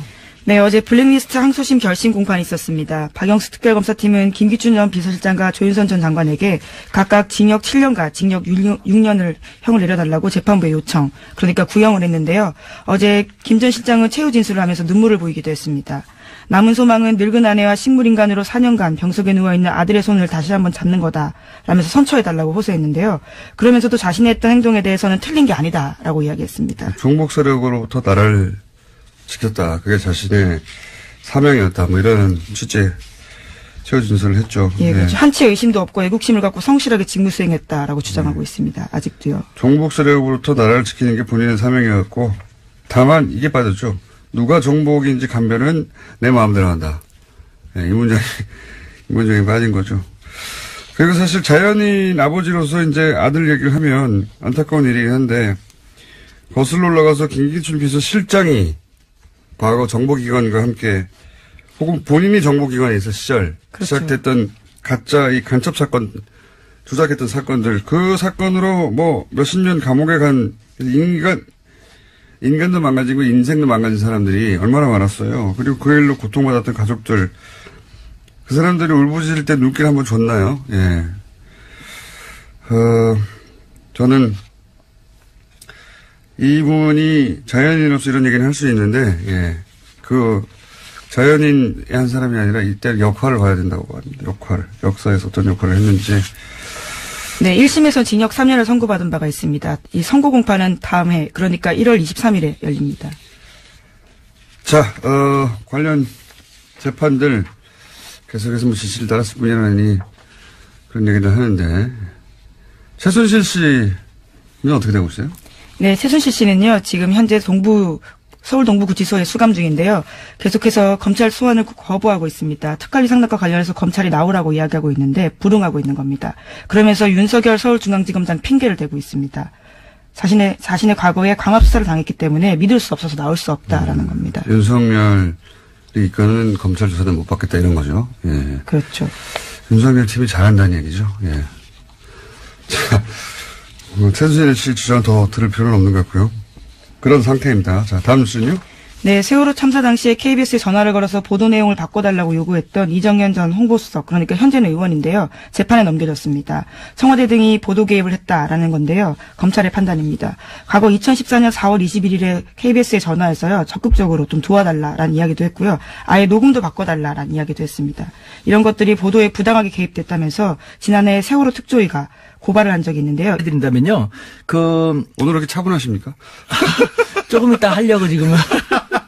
이거는 조금 이따가. 이거는 보도를 인용하는 거니까요. 워밍업입니다. 워밍업. 예. 중국의 봉황망은요. 19일자 보도에서 우리 언론을 인용하는 가운데 네. 문 대통령은 최근 한중 정상회담을 마치면서 예. 그동안의 외교 공백을 잘 정리해왔다 예. 하면서 한중 관계를 긍정적으로 평가했습니다. 예. 뿐만 아니라 그 해방일보는요. 문 대통령의 방중 관련돼서 한국어 언론 매체는 비판적 보도를 했다. 각계각층, 한국의 각계각층에서 방중 성과에 박수를 보낼 때 한국의 보수 언론들은 문 대통령의 방중을 폄하했고 지금도 그 논조는 지속되고 있는 것이다. 라는 안타까운 보도를 하였습니다. 네. 아, 우리 언론들 다 보고 있군요. 예. 네. 이게 참 희한한 일입니다. 자국 언론이 이렇게, 비판을 하고, 정작 홀대를 했다고 하는 나라에서는 자국 언론이 이런 비판을 하고 있는데, 이거 폄하다. 라고 비판을 하고, 이상한 현상이 지금 벌어지고 있는데. 자, 그건 알겠고요. 근데 이게 이제, 언론 보도라는 게 좀 두리뭉실하고, 대체적으로 그렇지 않습니까? 제가 궁금한 것은, 교수님을 다시 모시는 것은, 대체적인 언론의 반응은 알겠어요. 그리고 심지어는 중국 언론이 우리 보수 매체를 비판한다는 것도 알겠는데, 교수님이 이제 어제 말씀하셨듯이, 어제 이제, 시진핑의 측근 그룹, 혹은 고위직과 동문이라고 하셨지 않습니까? 확실하죠? 맞습니다. 보직 조사하면 다 나옵니다. 그분들이 하는 이야기들이 있을 거 아닙니까? 예. 그러니까 제가 궁금한 건 언론에 나오지 않은 그런 이제 권력에 가까이 있는 사람들의 해석 혹은 뭐 자기들끼리 하는 말들 혹은 교수님과 사석에서 니네 어떻게든 당연히 한국 대통령이 왔다 갔으니까 그런 얘기 하실 거 아닙니까? 그런 얘기가 궁금해요. 그분들은 어떤 반응이 있느냐. 예를 들면은 중국 공산당, 당의회 국가지 않습니까? 그 핵심 간부가 있어요. 당에서도 어떤 부서냐가 중요한데 말하기 쉽지 않은 그런 부서에 근무하는 저랑 벌써 14년 동안 쭉 하고 있으니까요. 그 사람 같은 경우는 다시 그런 말 했죠. 이제 한국은 다시 중국의 최후의 보루가 되었다. 아주 의미심장한 말이죠. 최후의 보루가 되었다. 최후의 보루라는 말은 아시죠? 근데 그 단어를 합니다. 왜 그런 의미로 그런 뜻을 단어를 사용한 거죠? 그러니까 사드가 배치되기 전에 이 당국자들은 저한테 항상 그런 식으로 노래를 떨었죠. 사실 중국은 덩치가 너무 크다 보니까 16개 국가와 국경을 맞대고 6개 국가하고 해상 영해 분쟁을 벌이고 있거든요. 그러다 보니까 늘 싸워요. 늘 싸워요. 사이가 좋은 나라가 하나도 없어요. 크고 작은 문제들은 항상 있겠죠. 사이가 좋은 나라가 하나도 없는데 그중에 우리 한국만 유일하게 좋았거든요. 한국이 더군다나 조그만 약소국이 아니라 이제는 우리 모두 열심히 노력해서 중견 강국이 되었습니다. 중견 강국인 한국만이 유일한 사이가 좋은 관계이기 때문에 최후의 보루다. 따라서 우리는 한국에 대해서 그만큼 정성을 들일 수밖에 없다. 라고 했던 것이 지금 대한민국을 바라보는 중국의 시각인 것입니다. 그런데 말도 안 되는 사드를 너무 형편없이 배치해갖고 이렇게 문제가 그 과정 자체가 자존심을 상하게 했다. 네. 그런데 다시 이제는 문 대통령 방중을 통해갖고 한중 관계가 복원되는 수순에 들어가게 됐으니까 한국은 다시 중국의 최후의 보루가 되었다는 것이죠. 그 말은 무슨 말입니까? 최후의 보루인데 함부로 할 수 있습니까? 함부로 할 수 없다라는 것이죠. 이번 성과가 그러니까 그 이전에 한중 관계의 복원을 의미한다. 그렇죠. 잘 됐다고 평가한다는 거죠. 혹시 그건 알겠고요. 그 외에 또 다른 이야기 없습니까? 있습니다. 그 중국의 대표적인 싱크탱크의 고위 간부 같은 경우는요. 예를 들면은 이 양반은 이제 미국 통으로도 중국에서 되게 유명한 분인데 한국은 그 과거와 달리 중견 강국이지 않는가. 그래서 우리 중국도 그렇고 미국도 한국을 함부로 할 수는 없지 않는가. 한국은 그 점을 제대로 알고 활용한다면은 중견 강국으로서 미들 파워로서 한국의 역량을 더 강화시킬 수 있을 텐데라는. 중국에서도 미들 파워라는 표현을 써요 이제? 중견 강국이란 말 쓰는데 여기서 이 두 사람이 최후의 보루라든가 중견 강국으로서의 위상을 잘 활용할 수 있을 텐데라는 말을 우리는 잘 파악할 필요가 있습니다. 우리 매스컴이요. 이와 같은 것 국제사회에서 바라보는 우리 모습을 잘 전달하면서 우리 국민들이 우리 정부가 미들 파워로서 어떻게 활용해 나가면 살아나가면 좋을지를 알려주지 않고 해서는 안 될 것만 하니까 문제인데요. 저는 사실 국내 문제 잘 모릅니다. 죄송하지만 저는 95년에 한국 나가서 어떻게 하다 보니까 일본, 미국, 중국 유학을 다 갖고 2004년부터 3년부터 중국 대학에 있거든요. 그렇다고 제가 잘 사는 집이 아니라 인천의 가난한 노동자의 자식인데요. 술 마시는 것도 아니고 갑자기 쌍코피 흘리면서 이렇게 살았는데 그래서 저는 국내는 모르지만 국제는 벌써 쭉 알고 있죠. 지금 상하이에 있는 우리 대학에서도 외국 학생들을 중심으로 제가 쭉 가르치거든요. 150여 개국에서는 5천여 명. 늘 국제사회에서 우리 한국과 한반도를 그 국제사회에서 어떻게 바라보는 걸 알 수 있는데. 피부 느끼고 계신데. 여기서 제가 느끼는 것은요. 한국 사회에서는 제가. 다들 그랬어요. 그러니까 떨어지기는커녕 마지막에 중국 방문으로 올라가게 생긴 겁니다. 정치적 관점에서 바라보자면.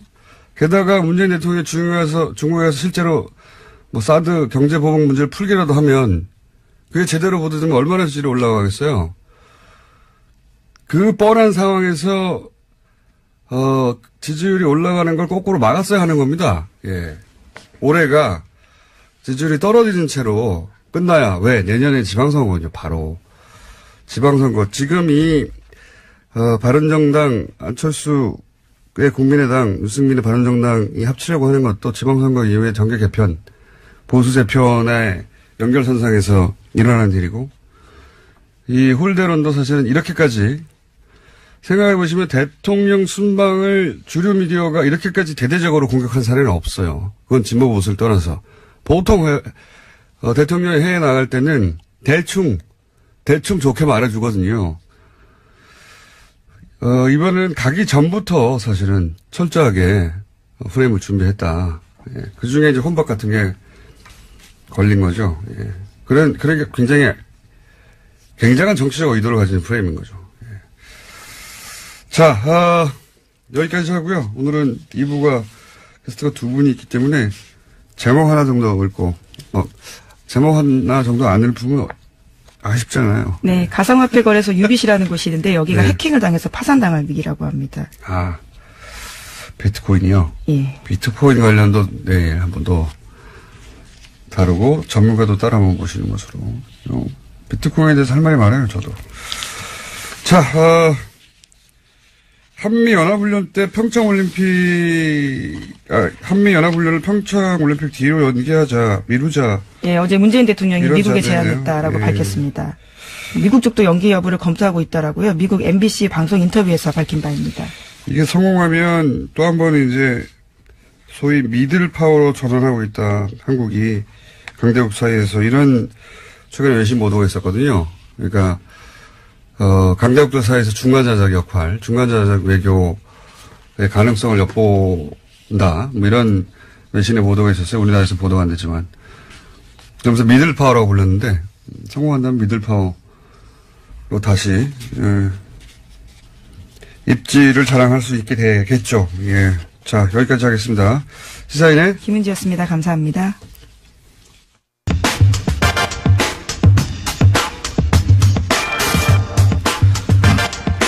문재인 대통령의 중국 방문, 홀대론 기사 여전히 나오고 있죠. 어제 그래서 저희가 중국 동아대 우수근 교수님을 모시고 잠깐 이야기 들어봤었습니다. 너무 시간이 짧아서 오늘 한 번 더 모셨어요. 안녕하십니까, 교수님? 네, 안녕하십니까? 네, 어제 대단히 흥분된 목소리로, 대단히 빠른 속도로, 대단히, 압축적으로 말씀하셨는데 간단히 요약하면, 우리는 홀대라고 하는데, 중국에서는 홀대는커녕 시진핑이 왜 사드 철회를 하지도 않은 문재인 대통령에 대해서 이렇게 환대하느냐고 중국 내에 비판이 있었다. 예. 문재인 대통령은 중국에서 환대받았다. 그걸 왜 홀대라고 하는지 이해할 수가 없다. 예, 말도 안 된다라고 우수근 교수님께서 어제 짧게 짚어주셨는데, 그건 방중 기간 동안에 그랬다고 치고요. 그리고 이제 방중 이후에 돌아가고 각자 이제 언론들이 차분하게 그 성과나 이런 얘기도 할 거 아닙니까? 그러니까 방중 이후 중국 미디어가 보도하는 이 방중에 대한 평가는 어떻습니까? 짚어주시면 좀. 네, 지금 말씀하신 것처럼 방중 이후 중국 미디어의 방중에 대한 성과를 보면은 중국 당국의 심경을 알 수 있습니다. 중국은 사회주의 국가이기 때문에 우리처럼 좌우 미디어가 자기 멋대로 목소리를 낼 수 없거든요. 중국 당국의 목소리가 그대로 나오는 것인데, 예를 들면은 중국 시나망은 18일자에서 외교부 대변인은 기자회견에서 문 대통령의 방중 기간에 양국 정상은 관계 개선을 추진했고 한반도 문제 등에 대해서 심도 있는 의견을 교환해서 상당한 공통인식을 갖게 되었다. 고 보도했습니다. 그다음에 중국의 대표적인 인민일보는 19일자에서요. 문 대통령의 수교 25주년 국빈 방문은 양국이 25년간의 우호적 발전 성과와 양국 관계를 중시함을 의미한다. 한중 관계가 계속 발전해 나가기 위해서는 수교 당시의 초심을 잃지 않았으면 좋겠다라고 보도했습니다. 뿐만 아니라 중국의 문해보라고가 있는데 문해보는 보도했고 그다음에 북경 청년보 북경에 예. 있는 16일자 보도에서 문재인 대통령의 방중은 사드로 빚어졌던 한중 관계가 한 단계 더 새롭게 되는 계기가 되었다라고 대부분 긍정적으로 보도하고 있습니다. 네. 혹시 이제 중국 언론도 당연히 우리도 중국 언론을 인용해서 보도하듯이 중국 언론도 우리 언론의 반응을 인용해서 보도하는 건 없습니까? 있습니다. 그중에 하나만 소개. 안녕하세요. 김호준입니다. 지난 12일 MBC PD수첩이 MBC 몰락 7년의 기록을 발견했습니다. 공영방송사 하나가 어떻게 통째로 정권에 장악되어 갔는지 짚어가는 방송을 보며 그 과정을 조력하고 지방 MBC 사장으로 영전한 보도국의 전 간부들의 특히 눈이 갔습니다. 그들은 하나같이 카메라를 피했습니다. 내가 뭘 잘못했냐고 항변하는 그런 이념적 확신범들이 아니었습니다. 유대인 학살의 총책임자였던 힘너의 부하장교로 악명이 높았던 나치 아이히만 체포 당시 사람들은 놀랐죠. 실제 그가 너무 평범하고 심지어 가정적인 사람이어서. 재판 과정에서 아이히만은 자신에게 주어진 임무를 월급 받으면서 제대로 처리하지 못했다면 양심의 가책을 느꼈을 거라고 진술했습니다. 자신은 지시에 따랐고 임무를 충실히 수행했을 뿐이다 라는 거죠. 국정원의 주도하에 군사작전처럼 진행됐던 MBC 장악 과정에 기여했던 그들도 무슨 특별한 악당이 아니라 평범한 직장인, 생활인이었던 겁니다. 어느 날 주어진 영달의 기회를 마다하지 않았고 그 기회가 부여한 임무를 따랐을 뿐이었던 거죠. 사실 대부분의 친일파도 그랬을 겁니다. 친일파 이래로 이런 부역을 어떻게 상대해야 하는지 우리 사회는 마땅한 증거를 마련해두지 못했습니다. 너도 그때 그 자리 가봐라 어쩔 수 없다. 미래를 봐야 한다. 죄가 문제지 사람이 문제냐. 그렇게 넘어갔죠. PD수첩을 보며 공영방송을 통째로 와해시킨 게 저렇게 평범한 사람들이었다는 걸 다시 한번 깨달으며 그런 생각을 했습니다. 이번만은 물렁해지면 안 되겠다. 단호해야 한다. 김호준 생각이었습니다.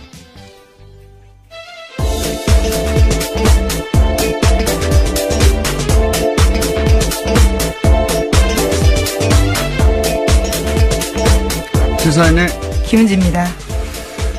이 지시를 따랐을 뿐이다. 요즘 아주 자주 등장해요. 네, 어제 우병우 전 수석도 그렇게 진술했다고 말씀드린 바가 있는데요. 이재만 안봉근 또 마찬가지죠. 네, 어제 재판이 시작됐습니다. 거기 나와서요. 또 박근혜 전 대통령에게 모든 책임을 떠밀었습니다. 판결문에도 등장해요. 이영선 행정관 때도 그렇죠. 지시를 따랐을 뿐이다. 그래서 집행유예를 해줬습니다. 예, 그러니까 이게 이제 피의자들만 주장하는 게 아니고 이거는 우리 사법부도 그렇게 생각하는 겁니다. 지시를 따랐을 뿐이지 않느냐.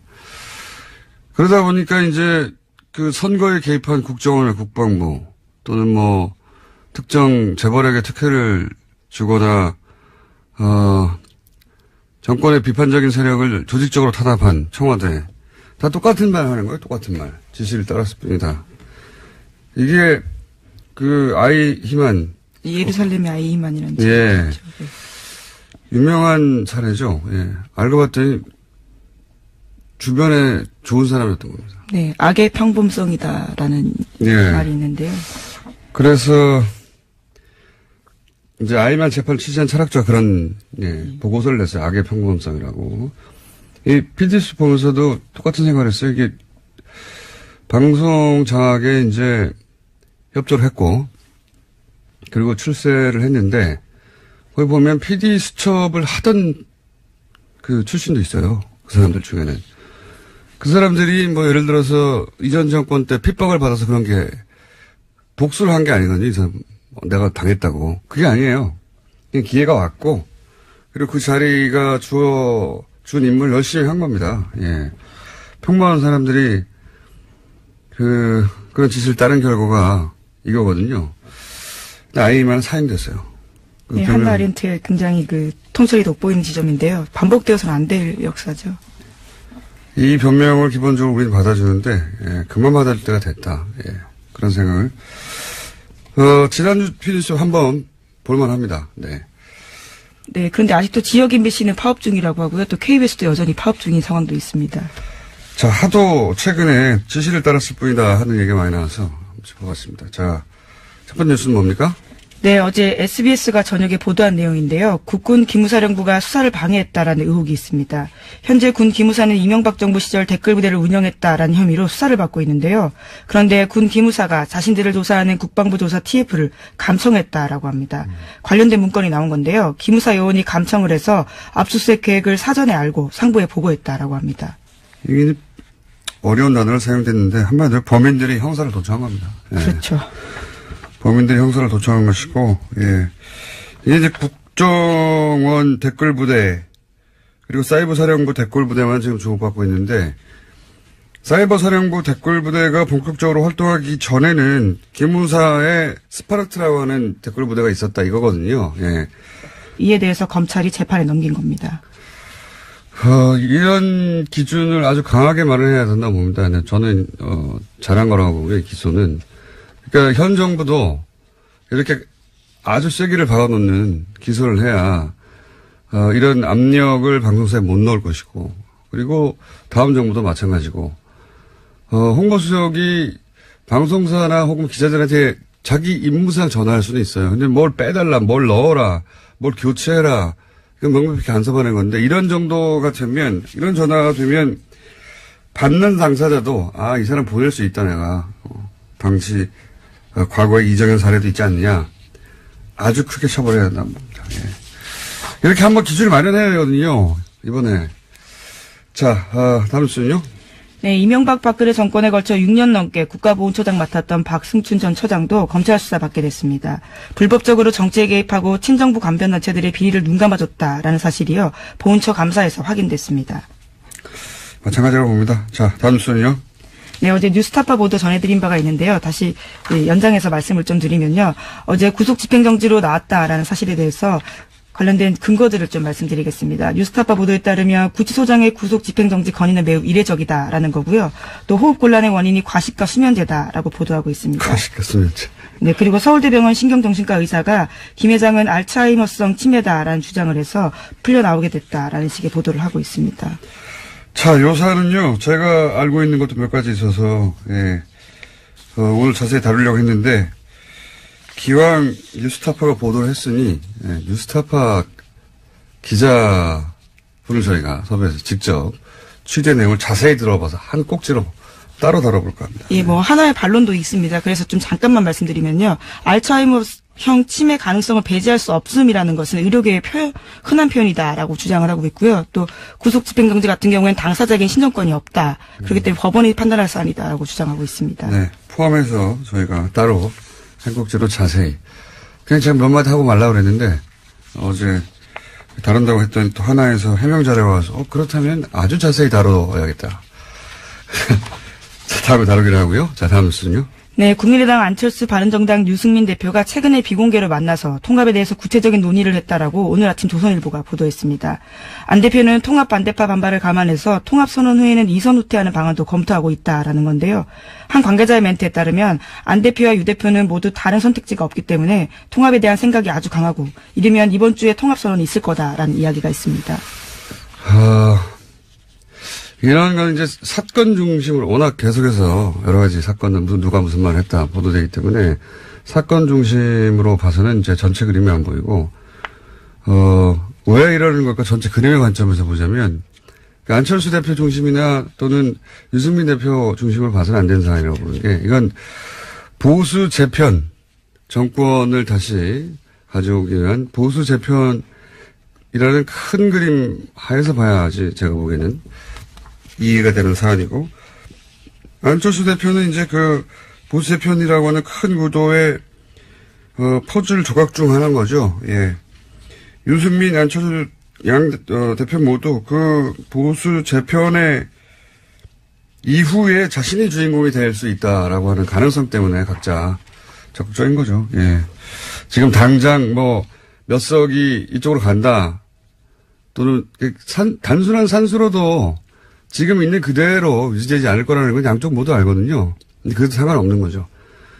그 숫자 노름이 아니라, 예, 보수 재편이라고 하는 큰 그림 하에 봐야 되는 것이고, 이 지점에서 안철수 대표는 사실은 진보 진영에서 자신의 기반이 너무 취약하다 하고 보수를 선택한 것으로 사실 복잡할 거 없는 계산이에요.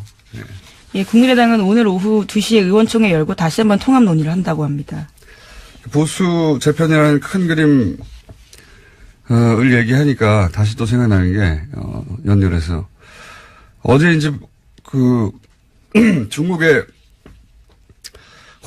혼밥 프레임에 대해서 보수 매체들이 대단히 악의적으로 짰다 프레임을 제가 잠깐 얘기했었는데 이 프레임을 비판하는 미디어가 없어서 제가 얘기 다시 반복하는데 사실은 문재인 정부는 무능하다 초라하다 혼자 밥 먹는다 이런 이미지 만들려고 한 거죠 당연히. 그런데 왜 그랬을까 생각해 보면 올해 내내 이제 보수 매체가 이제 이번 정부 출범이 했던 얘기가 뭐냐면 피로감이 곧 온다.